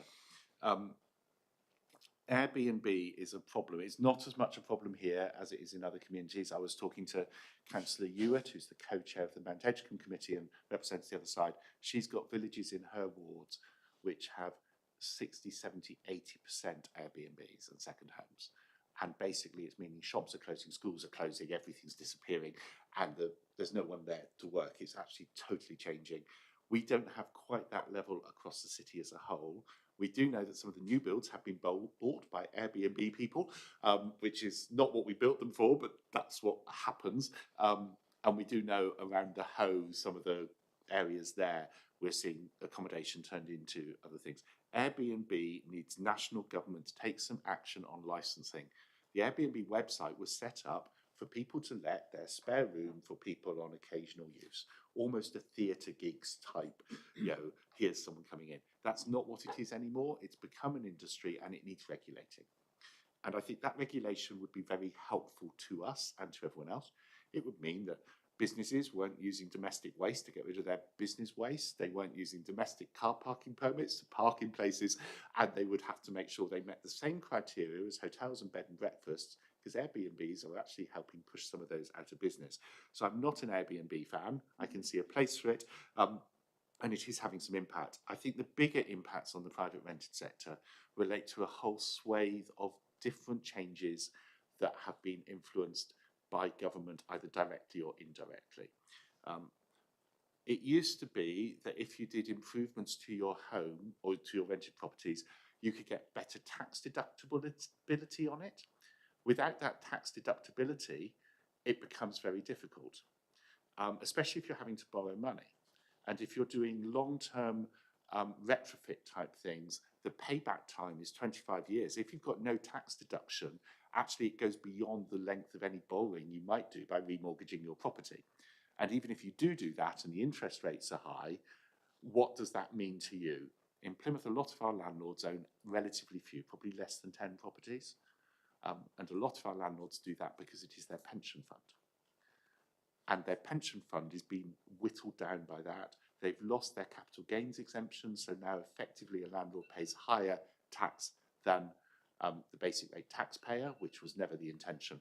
So I think we need to have a look, and I agree with the National Landlords Association on this, that some of the taxation and regulation around the private rented sector, that means that landlords aren't being chased out, not because they want to leave, but because of anything else. We want to support good landlords, and we're working really hard, and most of our landlords are. While we're doing that, we're looking at how we can improve the way we do enforcement, but enforcement can also take time, and we need some of that process sped up. But we're looking at our systems, and underneath that, we are currently exploring what some of that might look like within the resource window we have to enable it, what that looks like for HMO licensing and everything else, because private rented sector accounts for disproportionate, or rented sector as a whole accounts for disproportionate property portfolio in Plymouth, and we need to make sure that that substantial amount, about 45% or more of our population, are well housed. So we're on it. We know it needs more work. At the moment, the market is driving rents up because people are leaving it, and there's too much demand for the supply. And so some of that's beyond our control, but we can work with the landlords to try and make it better. That's fine. Okay, thank you. Thank you, colleagues. Right, thanks, Councillor Pemberthy and team. I thought that's a very good strategic presentation, and the plan looks good. We look forward to reading it when it's published. I hope those comments were useful from the committee, and thanks for bringing that forward to us, and good luck with it. So particularly excited. I mean, you know this, but I think for many years, many of us have talked about this sort of inner city urban development, and how, although we've had many successes as a city, we are behind the curve on this compared to many of the other 55 cities in England, and it's really good that you're continuing this and developing new work in the area. So good luck. And we will particularly look at empty homes downsizing, the private rented sector, the city centre, and how we do community consultation. So formally, though, we need to move forward, and we need to just approve the report that's been presented. So it is recommended that the Growth Infrastructure Overview and Scrutiny Committee, note the report that we've just heard. Is that okay? Thank you. Thanks, colleagues. Right. Excuse me.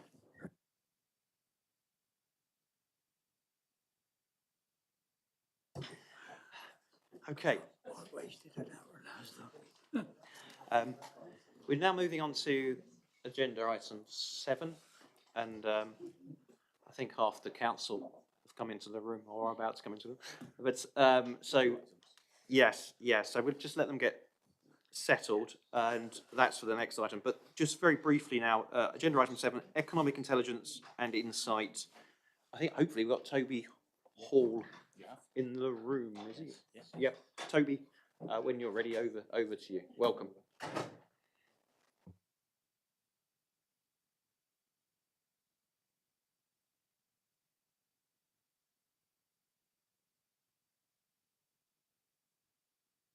Okay, fine. Yeah. Whoever is, just if you can begin soon, but just introduce yourself. That would be really helpful. Thank you.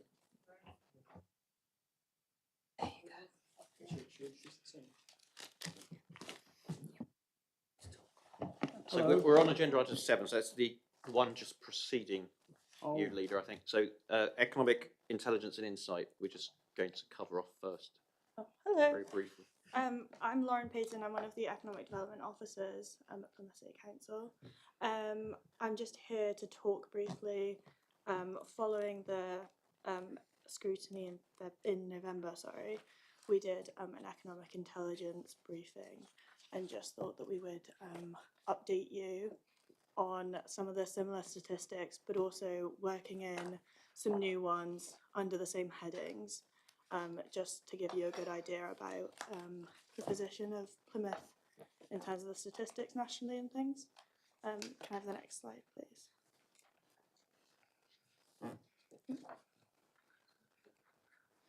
Oh, perfect.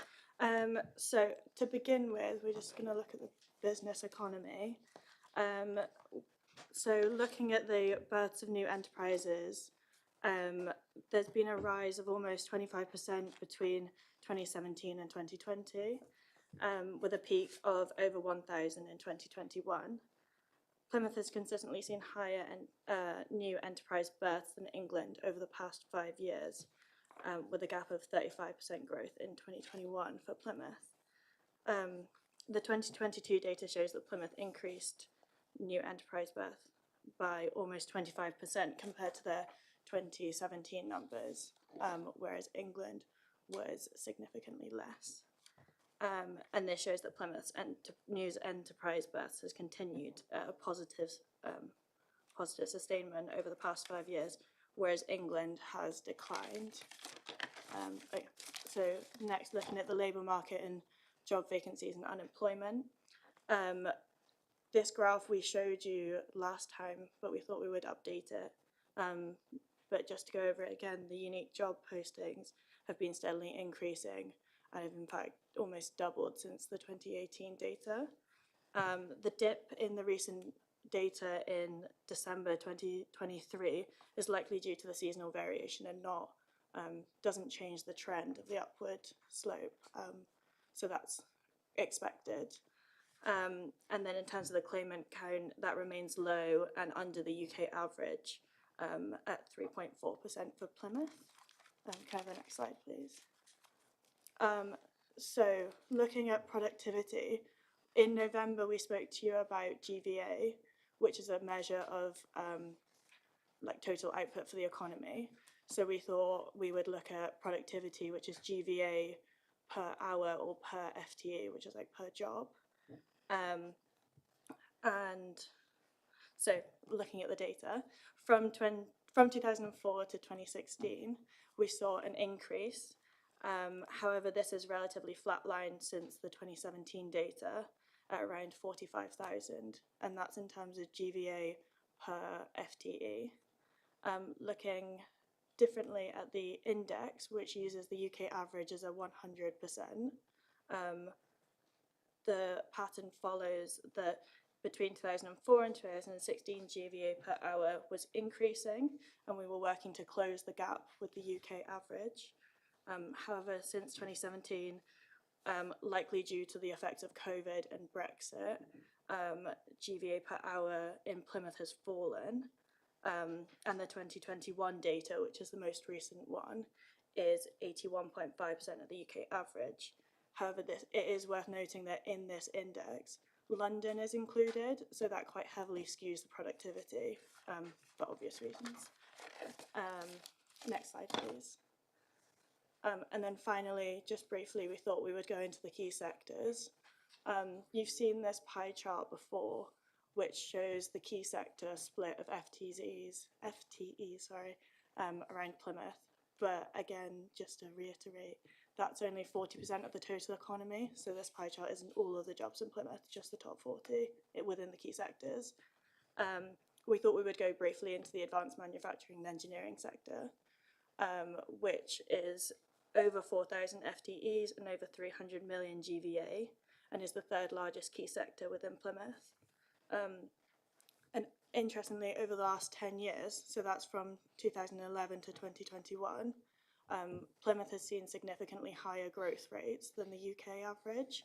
So for FTE jobs, it's over 25% in Plymouth, whereas over that same time period, which again is 2011 to 2021, the UK saw less than 1% FTE growth. And then similarly, looking at GVA, Plymouth saw over 78% growth, whereas the UK saw just over 4%. So Plymouth is growing quite significantly, especially when considering the UK average within that sector. that's everything that we have so far. But is there any questions? Thank you. No, it's exactly why we asked for this a few months ago. I just think that's a really good synopsis and dashboard of what we're responsible for here in Plymouth. And there's some heartening things in there. I have to say, there's disappointing growth figures in there for the United Kingdom as well. And you know, we can discuss sort of reasons for that in our private channels and things, but it's at least good to hear what's going on across the city. Now, any questions on the data or the issues related to the data? Councillor Gosling. Councillor Gilmore as well. Thank you very much, Chair. I suppose the most striking graph from the really good report is the GVA current price index in continual declines in effectively productivity from 2017 onwards, and this doesn't seem to be stopping. What's causing this? Is it a change in the mix of jobs in Plymouth, that we're seeing fewer high-skilled jobs and therefore less productivity, or are the jobs or manufacturers or I suppose employers in Plymouth becoming less productive? Do you want me to take it? So we actually did have a quick look at this, but quite happy to go into more detail about it, and send you a half-page report or something. But it's important to notice that in that data, the most recent data is the 2021 data, which is obviously peak COVID, and productivity, for obvious reasons, did go down in that period across the UK. That, coupled with the effects of Brexit, which line up quite nicely with the 2017 beginning of the decline, and just the makeup of the economy within Plymouth, with a heavy manufacturing and industry heavy makeup, that sector, was quite significantly hit and disproportionately hit due to those effects of COVID and Brexit. So I think a combination of that did mean that Plymouth, unfortunately, suffered because of those things. But it is, again, important to notice that that is 2021 data, and we're not sure how that is affected in 2022 and 2023 coming out of COVID, and after kind of trade, things were more streamlined or sorted. So. Thank you. Can I just add to that, Jeremy? Sorry, Chair. The other thing to just say is that you've got to remember that we were narrowing the gap incredibly well from 2012 to that point. You can't get to 100% of GVA, it's just worth saying, because the distortion effects of London. So, you know, clearly what we're not looking at is that we haven't had progress over 10 years. What we're saying is from 2012 to 2017, we were really narrowing the gap, and then we've plateaued, and then it sort of dropped off in the last 2 years. So I think that point around, you know, the success of the manufacturing, and just to draw out the figure that, you know, Lauren said, you know, 78% increase in GVA for the city compared to 4% nationally is probably a reflection of the impact of COVID. So that the recovery is exceptionally strong because the hit was exceptionally poor. And if you just remember, all the manufacturing plants closed down for COVID, and then in restarting the issues of production line, that's why we were vulnerable, but that's also why we recovered. So I think I think, Lauren, you said it brilliantly, but I think we've really got to watch what we have now in the next year and see if that was a COVID recovery trend, or there's something more baked in, because it is a sticky problem. And that's, of course, I mean, the other thing, if you look at the £100 million of grant funding that we've currently secured, every penny of that is driven around productivity increases and sector increases. So in one sense, if we weren't having productivity issues, then our job would be done. And that's kind of why we've just got to keep going at it, I think. Councillor Gosling. Thanks very much for the clarity there. I mean, this is indexed onto the UK, so all of UK was affected by COVID. So I think, yeah, it would be really interesting to see some more detail on this, especially next year if any new data comes out, and coming back to this this committee, because yes, I understand that that Plymouth has increased and has increased, but the decline in recent years is much more dramatic than those increases. And it is something that we need to be watching, because this is probably the key index for how well Plymouth is doing as a city. Thank you. Thank you. Do you want to just very briefly come in? We're just running a little bit behind, but fine. Just interestingly on that point, obviously I spoke about earlier that London is included in that index, and just the impact of COVID, because London's economy can be more work remotely and it's less like industry that is in Plymouth, it will have been affected slightly less due to the lockdowns and COVID, which might add to that kind of increasing gap in Plymouth, purely because Plymouth might have had further closures. People might not have gone into work because they had to be there in person to do their jobs, versus London, which would have been able to shift more remotely quite easier and quicker than in Plymouth. So it's just worth noting that, sorry. Thank you. Councillor Gilmore, I think you had your hand up. Thank you, Chair. Thank you, Lauren. I had a kind of related question about this data on page 133, the 0.69% and 78.46%. They're so different that I just wondered if that's a real signal in the data, or if it's to do with very small sample size or something. They're so different that I just wonder if there's another reason rather than just, you know, wonderfulness. That's my question. I think Lauren, the question's about productivity doesn't have a single measure, does it? It might be worth explaining the different measures, and because clearly on some measures we look better and some we look worse. It might be worth explaining the difference between the measures.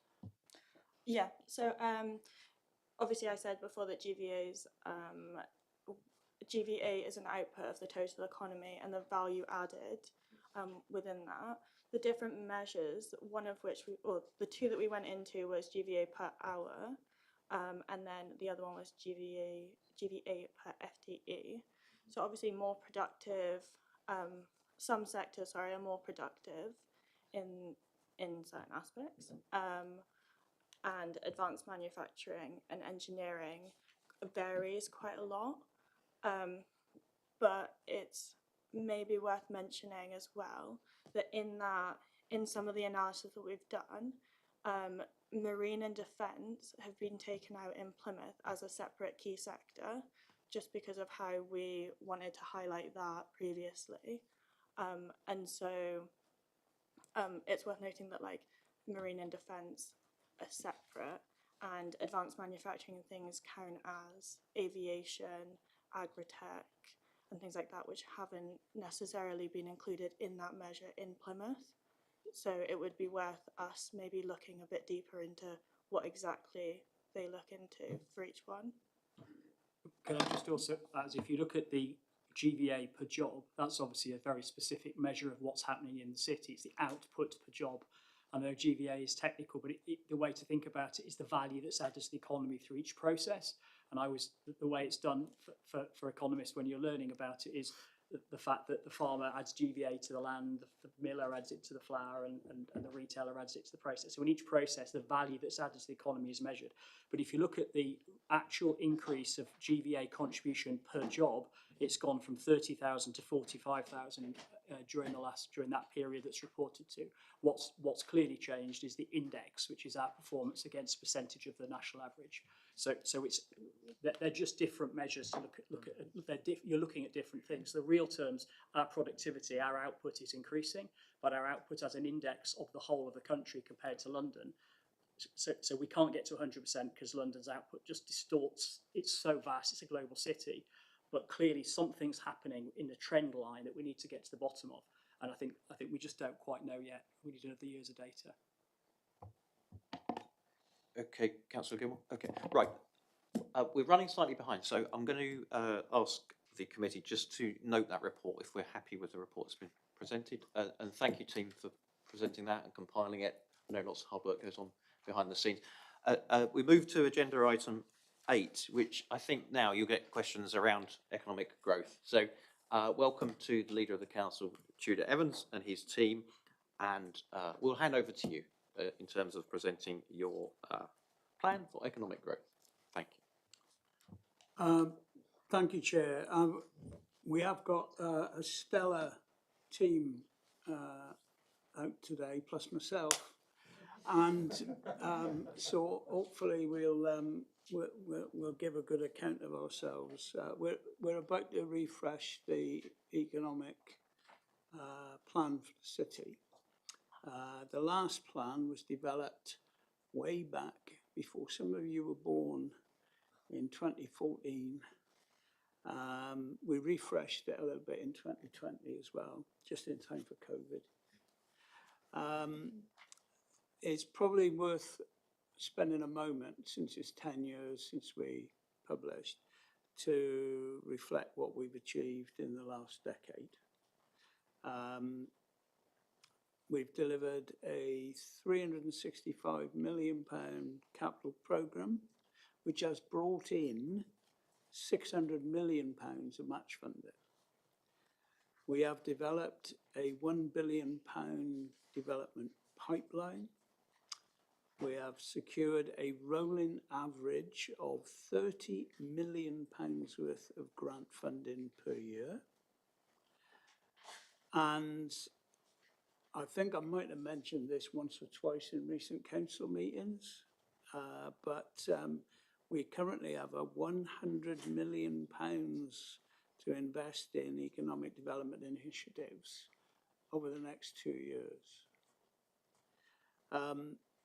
We have transformed the skyline of the city with major redevelopment of Royal William Yard, the Derriford District Centre, and of course the waterfront. And we've delivered major inward investment, including the Ranges International head office, the Land Registry HQ, Barcode and Cineworld, with the third largest IMAX cinema in the UK. We've secured Barden's future, and they are forever grateful to us for the work that our team did on that.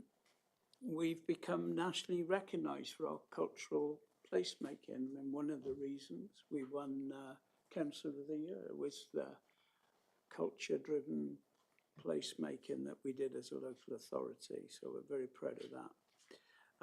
But of course, as well as the box, which we all know about, there's Ocean Studios and the increasingly renowned Devonport Market Hall project with their immersive dome. We've championed inclusive growth and created a new economic development trust in Whitley. On inclusive growth, by the way, again, regarded as, I think, the 5th best in the country for inclusive growth. And that sprung out of our Resurgam programme that we developed in response to COVID. We've championed tourism with the launch of Britain's Ocean City Mayflower 400 and the development of cruise liner businesses. We are seeing, I think, 20 this year coming in, double what happened last year. That's going very well. And we've become nationally recognised for our work on the marine sector.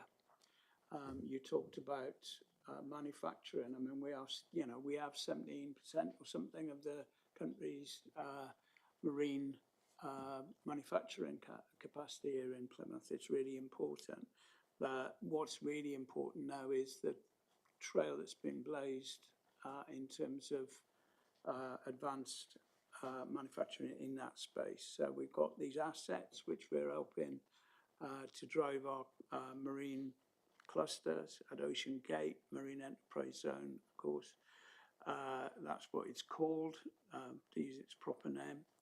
We've also got the Freeport and recently Marine and Maritime Launchpad, the first in the country. So we're excited about that, and we've developed more employment land than ever before with 11 direct developments. And we're getting to the point with those direct developments that they've been fully let before we've actually had the keys off the builders. So there's high demand for this kind of quality that we're developing. So anyway, it's time not to look at the past, although I do quite enjoy looking at the past because there's quite a lot to celebrate. But in the light of the changes that we've been talking about, the demise of the LEPs, it's time for us to refresh our plan again. We don't think we need to radically change course.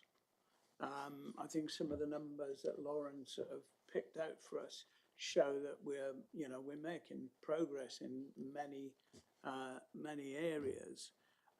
But what we must do now really is to respond to emerging national trends and opportunities. So the net zero stuff, which I know most people understand is something we have to do. There's one or two people who want to see the planet burn, but that's their issue. We've also got the growth in defence spending. We know now that we've got perhaps a 50-year time horizon for the dockyard. And again, rather than what we've been used to over the last couple of decades of stop-start, will they, won't they? We now know that there's going to be a need for our naval base and dockyard for decades to come. And of course, we've got the opportunity for the growth of ports. Not a lot of people know, but actually, those big cargo ships, I know everybody thinks they're, high polluting, but actually the cost of transporting goods by those ships is actually lower than any other form of transporting goods. So they're a good thing. What is also a good thing in Plymouth is that we have, in Catdown, for example, a port that's capable of development and expansion.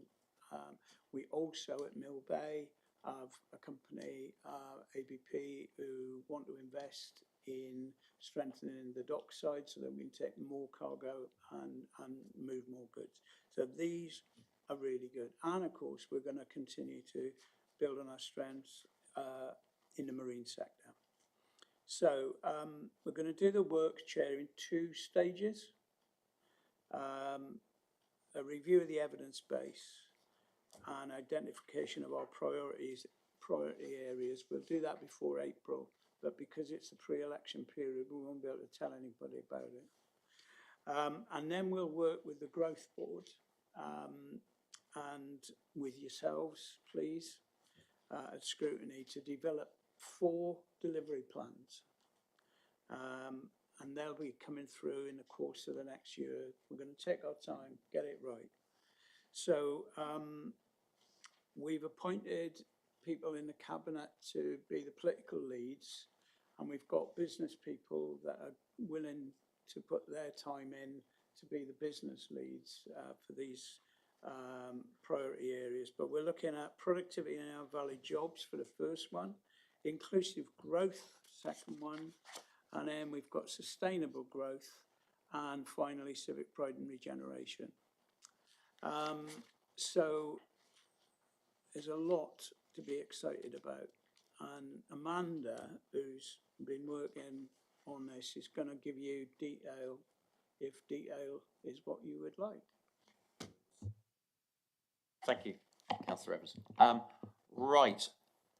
Chair, suggestion if you want to go straight to the questions. I was going to suggest that, and then maybe the detail gets flushed out. I think the details in the report. Questions, unless you had something really specific, burning issue to say. No. Very happy. Didn't think you did. Yeah. Right. Okay. Right, members, questions, please. Councillor Stoneman. It's just one very minor thing, but this agenda item and the one before have 2 different figures for the unemployment rate. One says 3.8 and one says 3.4. Is there a reason for that difference? Probably just to do with, well, as we were writing, doing it at different times. So thank you, we'll pick that up, and yeah, it's an error. Thank you.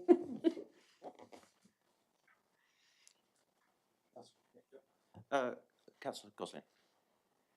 Touched upon my previous question to the report.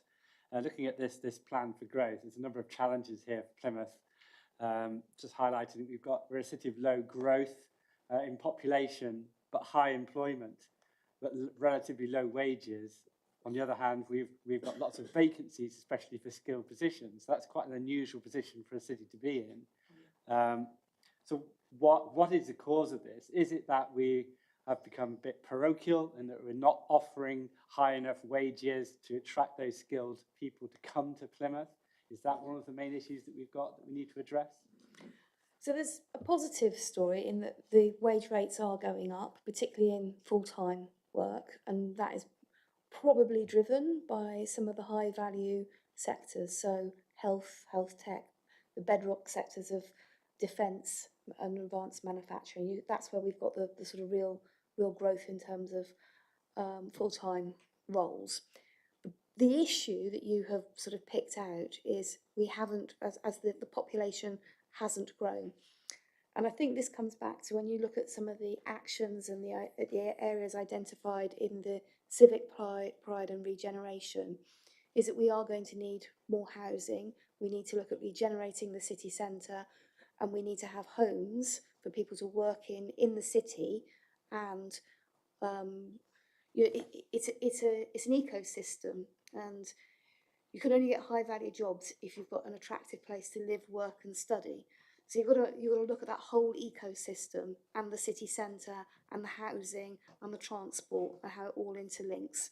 So you're right, there are some issues, but you can't look at it just in isolation. You've got to look at it as the whole ecosystem. Let me just start counter to this. If you look at areas of rapid development across the country, then it tends to go the other way round. The high value jobs and money bring the high value homes and so on, because that's what attracts the investment to build those homes. If you look at London Docklands and other aspects of development in the 80s and other cities around Manchester, it's the money which drives investment, which gives you the housing. You don't usually build the housing and expect, hopefully, the jobs to arrive at the other end. We've got the jobs, yeah. Cool. So I don't think that's what Amanda said, if I'm honest. I think what Amanda's saying is that the growth's going to happen. So the Babcock growth is baked in. So we know, linked to the defence investments that are very, very public around the submarine programme, that there will be a secured pipeline. And we also know those jobs will happen, and the defence will happen.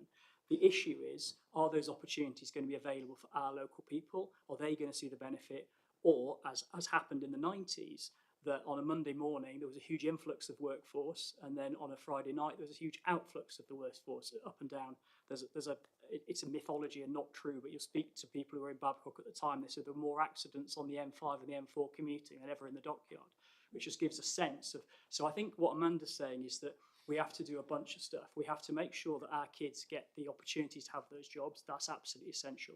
You speak to any industrialist in this city and they will tell you that in recruiting some of the most talented people, you want them to go away and come back. You want them to go and have experience of the life and the world. But when they come back and they're going to take a risk of moving their career from the West Midlands, where there are 15 towns in a conurbation or cities, into the peninsula, you have to create a holistic offer. And part of that, as Amanda's articulated, is the cultural placemaking, it's the housing and the residential. So I don't think we're saying we'll build the houses and they'll come. I think we can be saying anything less than that. I think we're saying if you don't have the house, if you don't have the cultural offer, those jobs will happen, the growth will happen, but actually we'll be importing labour down the M4 and the M5 to the detriment of our young people and our young kids. So part of it is you've got to skill the young people. Part of it, you've got a lot of people who are a long way from the labour market, who've got to be brought back into the labour market. So I just think it isn't, you know this, Jeremy, we've discussed it before, there isn't a single answer to it, but this economic plan has got to get fundamentally to grips with that. And one of the things we've done this time is instead of having a separate skills strand, skills is going to be a chapter of each of those four. So the skills response won't be like, oh, well, here's 4 growth plans and over here there's a skills plan. We're going to integrate it. And Sally, we should say Sally is going to, I think, be the sponsor for that, if I'm right as well, from the cabinet. So in a funny way, we had the chief executive of a major government agency down, and he said, you've got the demand. What you've got to do is realise the levelling up opportunity, and that's both an opportunity for us and the challenge back to government to come alongside us.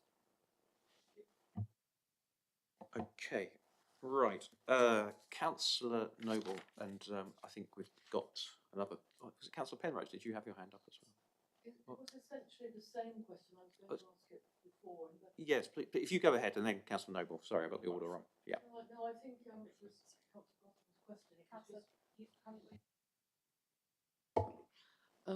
I was going to ask it before in the last section, and I was assuming that lots of the things you've said under Pillar 2 were sort of trying to address that. You know, there's these sort of quite worrying things you write in Pillar 2 about ingrained issues and things. So I think you've just answered my question, which was how these, how, having done the analysis, how are you going to deal with it? So there's a big debate in economic development nationally, and there isn't a right answer, whether if you just do enough good things that trickles down to everyone, or you actually have to do some interventions to help, and clearly it's both. If you don't create the opportunities and the investment, then there's no point in helping people step up because the opportunities aren't there. So you have to do both. And I think some cities get really excised about this and they chase one thing or the other. You have to do both. So what I think proudly this economic plan up until this point and going forward, and Tudor may want to say more because it was absolutely a political intervention and led, was that we don't believe here it's enough just to do the really big things. We also want to make sure that everyone gets the opportunities. And if we did our levelling up bid, which goes alongside the Freeport currently, was awarded to us the 19.9 million based on that narrative, which is that we need to make sure that the education, the young people, that the space are ready for those opportunities that we know are already coming, because otherwise it's just going to happen to us, and that's kind of the worst of all worlds. So that's in a nutshell what that is about. So in one sense you've answered your question correctly. You're right. Thank you. Councillor Sproston. Thank you. It's kind of, I was interested in essentially when we're talking about attractive areas, attractive jobs, given the fact that we're looking at Freeport. Devonport Ward has come second on the census for one of the most deprived areas for some time, with Kean, for example, has a nuclear base nearby, an incinerator and a sewage treatment plant. These aren't necessarily the kind of most attractive kind of facilities that people flock to come by. And when we talk about Freeport, this will, of course, bring increased parking and noise and lighting pollution. And I'm really interested in the understanding of civic pride and regeneration. So how are we going to be upscaling Devonport essentially when it's going to have these kind of further issues with what I alluded to in regards to parking, noise and lighting? I can answer a technical question, but I think Tudor might be better to answer the kind of the political answer. So there are some opportunities here, which is that the investment where it happens, i.e. Babcock and the Navy, have an obligation to work with us to ensure that those local communities benefit from them. And they have been told that in no uncertain terms by government. Local authorities know that and have been told that too. So I think the starting point is your point is understood, and that's where we start. So I don't think no one's going to push back and say yes, but So the first thing is we absolutely need to make sure, and there are operational issues referred to, and then there's some of those bigger employment issues. There is some opportunity, which is the Navy through statute has to describe on its contracts, and don't forget we're talking billions of pounds social value. So it's a different way of thinking about it. So in the past, a levelling up intervention in a city was here's a grant, here's some money for you. But actually, if you're spending £2.5 billion, you can level up if you spend that money the right way. So if you make sure that money provides opportunities for local residents, it provides opportunities in the schools, it provides opportunities for apprenticeships, it gives people that step up. So we've got a huge opportunity in making sure that when major procurement is done for those huge projects, that social value is narrated in opportunities for the community. And I mean, Amanda and Tudor may want to add something, but what we have the opportunity to do is articulate a menu of things that would be the things that would score good for the procurement exercises. So when a contract comes forward and says, this is how we'll do social value in Devonport, instead of a list of things that we don't want as being done to us, it's a list we've crafted and we've co-created that the community wants. And that's a massive opportunity to do that. And the thing that's changed here is we're not dealing with like feast and famine in the capital programme for defence. This is going to be a sustained investment over 50 years. So we don't have to get this right this year because it stops next year. We can plan on a 10, 20-year basis, and I think that's unique for us. So, I mean, Tudor, I don't know if you want to, or Miranda, you want to add anything to that? I mean, one of the things that I get to hear when I go around knocking on doors, you probably hear this as well, is that everybody says, oh, you'll spend all your money in Devonport. There's never anything spent over here. And the fact of the matter is we can never spend enough money in Devonport, could we? But I think it's important to remember what's happened in the ward, right? In the last 20 years, it's had one of the most significant bits of regeneration of any part of the country. If you look at the dockyard wall coming down and the complete transformation of Kerr Street and all that Decker access housing and all the terrible housing that was there before, Cannon and Cornwall Street, and how that's been completely transformed. So that's investment in the area. I think we continue to strive for excellence in all our schools to give young people the flying start they need. There's going to be a requirement every of the next 10 years of another 250 skilled jobs in the dockyard. I don't believe that those jobs are out of reach of the people who live in Devonport and Keam. I believe what we should be doing is striving to make sure that they have got the chance to take those jobs if they want to. That's what we should be doing, and that's what I believe we are doing, and that's why the skill strand to this, which is going to underpin all four of these pillars, is so important. It's about giving people hope. Yeah, just a supplementary on that. That's really good to hear because deprivation gets measured in lots of different ways, from how many people smoke and pregnancies, etc. But the lowest wages per capita per household is in Keam. There's also some kind of social issues with that, but it's not one of the most deprived areas if you're breaking it up by the wards. It's like 15th, I think. But it would be really good to get that investment and training for those people around the dockyard to have that. I think it would be a great use of resource, and I think the people there would really appreciate that. Okay, just before we bring in Councillor Noble, I think this is the remaining question. I have feedback. It's more it's not a question. It's more sort of feedback. But if you go to page 147, where you've got your SWOT analysis, maybe David put that in, but thanks for putting that in. I think it's really good analysis. It's sort of on the money in many ways. Where you mention weaknesses and threats, David, you mentioned the word peninsula. Whether we like it or not, it's a peninsular economy in many ways, and particularly since sort of home working and hybrid working, our resilience is tested by companies' abilities to put their staff online. Many companies. I do have to come back, and I'm not going to mention any transport platform, but we've had quite a dismal run of connectivity issues around public transportation and private transportation in the last few years. We've had work done on the roads. Often the roads are shut quite late at night if you're sort of driving backwards and forwards from different parts of the country. We don't have an airport at the moment, and I don't want to get into that sort of now. It's not the reason for this question. We've struggled with the trains over the last couple of years because of industrial action and other things going on. So I feel Plymouth's particularly exposed in terms of transport connectivity. And when I think you as leader as well, you've been up to these sort of Great Western sort of meetings up in Parliament. And every time we go up there, we talk about connectivity, particularly sort of transport connectivity, and the other leaders as well do. And I it's a private thing really. I just feel not enough has been done politically, nationally, to address sort of this region's transport infrastructure. But maybe I'm missing the small print here, but I can see the four pillars. I completely agree with everything that's in there, but are we missing out on transport connectivity, or where is it? I've missed it. David, Please, yeah. It was also picked up by the CBI and some of the feedback. So yeah, it needs to go in there. Yeah. Okay, Councillor Noble. I just wanted to go back and comment on the previous comments about skills and workforce development.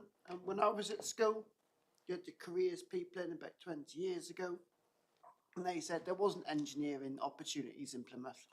That was what these companies 20 years ago didn't want to take the local people on. Now they've perhaps not got people in senior positions to do the work, to take the business on. So, it's fine people came down the M5 or flew in or whatever people were doing, but you had people, you got schools, C of E college, universities here. The university was up and running, so was Marjon, so was the other institutions around. Plenty of intelligent people in Plymouth, but they imported the staff rather than investing. And you're at the position now where it's limited. You've tied people's hands. Lots of people like myself, I can't say I do a job that's adding lots of value to our economy necessarily. Not to talk myself down, but you've got lots and lots of people throughout the city. You know, this is where that very bad attitude 20 years ago, they come into my school, there isn't engineering opportunities in Plymouth. That's what we were told as school children, school leavers. Or they would mention that you could go to Timbuktu and do it. Well, you know, a 15 or 16-year-old hasn't got any transport to go to, you know, Birmingham or Liverpool or wherever they were mentioning. You know, when all of your family in Plymouth's a very local place, everyone lives in Plymouth, all their family lives here. So just an observation, but pleased to see that, you know, perhaps a different attitude is advocated here. In a sentence, what is incredible, I can't comment on that. You speak very eloquently about that personal experience, you really do. But what I can say is that that's not where all the manufacturers are now. In fact, they're the opposite. They've got an arms race competing for the local kids, and that's actually the opposite problem now. So I think they're all creaming off the very best and trying to keep them here and develop them. So if I took you to any of those manufacturers now, that culture, you wouldn't recognise it. But it's a really interesting. And the other things, the skills are changing massively. Thank you. Any further questions? I think we're just running out of time anyway. But right, okay. The committee has asked to do two things. One is to endorse the approach on the economic strategy, including the production of 4 delivery plans and governance arrangements, which I assume will come back to this committee every year, hopefully. That's David. I might have got that wrong. Is there? And I think we've also asked if the 4. Sorry, apologies. Yes. Yeah, and secondly, to add the 4 delivery plans to the scrutiny work programme. Yep. Happy? I thought you. Oh, so the questions I missed there. We're all happy. Well done, team. I think it's really good to see this strategy come forward. It's eminently sensible, isn't it? And it just shows the investment that everybody's putting in to make this city the best city in England to live, in my view. So, great. Well done. And that's it. Free to go. We're almost there. So should we just plough on through, or do you need a comfort break for 5 minutes? Plough on through. Okay, agenda item 9, tracking decisions. The committee will be asked to note its tracking decisions. Has anyone got any issues or things that they think we've missed out? We're all tracking, we're all on track. Everything's on track. Right. Everything had been completed. I think we informed you of the letter last time. And yet the other 2 actions from the last meeting have been completed before Christmas. Okay. Okay. Sorry, Chair, question on the letter that was sent on the 6th of November. Did we receive a response to that at all? We did not. Thank you. Councillor McKay, what letter? Sorry, Chair, it was under the resolution the committee agreed to write to the Development Minister to ask for more support for organisations in the cultural sector following significant increases in utility costs. We've written that. We sent it. Many weeks ago. Yeah. So we sent a reminder. Is it the same minister? I suspect not. Will it be after tomorrow? Right. If we could send a reminder letter, if that's protocol, because it's if you would like to. a bit rude not to respond to a formal elected committee, councillors in the city. I can certainly do that. Thank you. Thank you. Right. Agenda item 10, work programme. The committee will be asked to consider its work programme, and that is in your papers right at the back. Can't remember the page number. 171. Some of us are re-meeting next week, aren't we, for the select committee? Water quality. Is everyone happy with the work programme? As a quick question, Councillor McLean. Right, thank you. I was under the impression that the review of the public toilets might come under this scrutiny committee. Is that due to be added, or is it not sitting under this committee? Don't believe it's this committee. I think it's going to come under performance, but it has been discussed. So it will be going on one of the work programmes. But I also believe that the papers were being published as that happened. So it might not quite get on the work programme next week, but. Thank you. Right, colleagues. thanks for your time and questions this afternoon. It's been a very productive meeting. That's the last formal one that I'm chairing here, Plymouth City Council, because I'm standing down in a few weeks' time. So it's been lovely working with you all, and good luck in the future.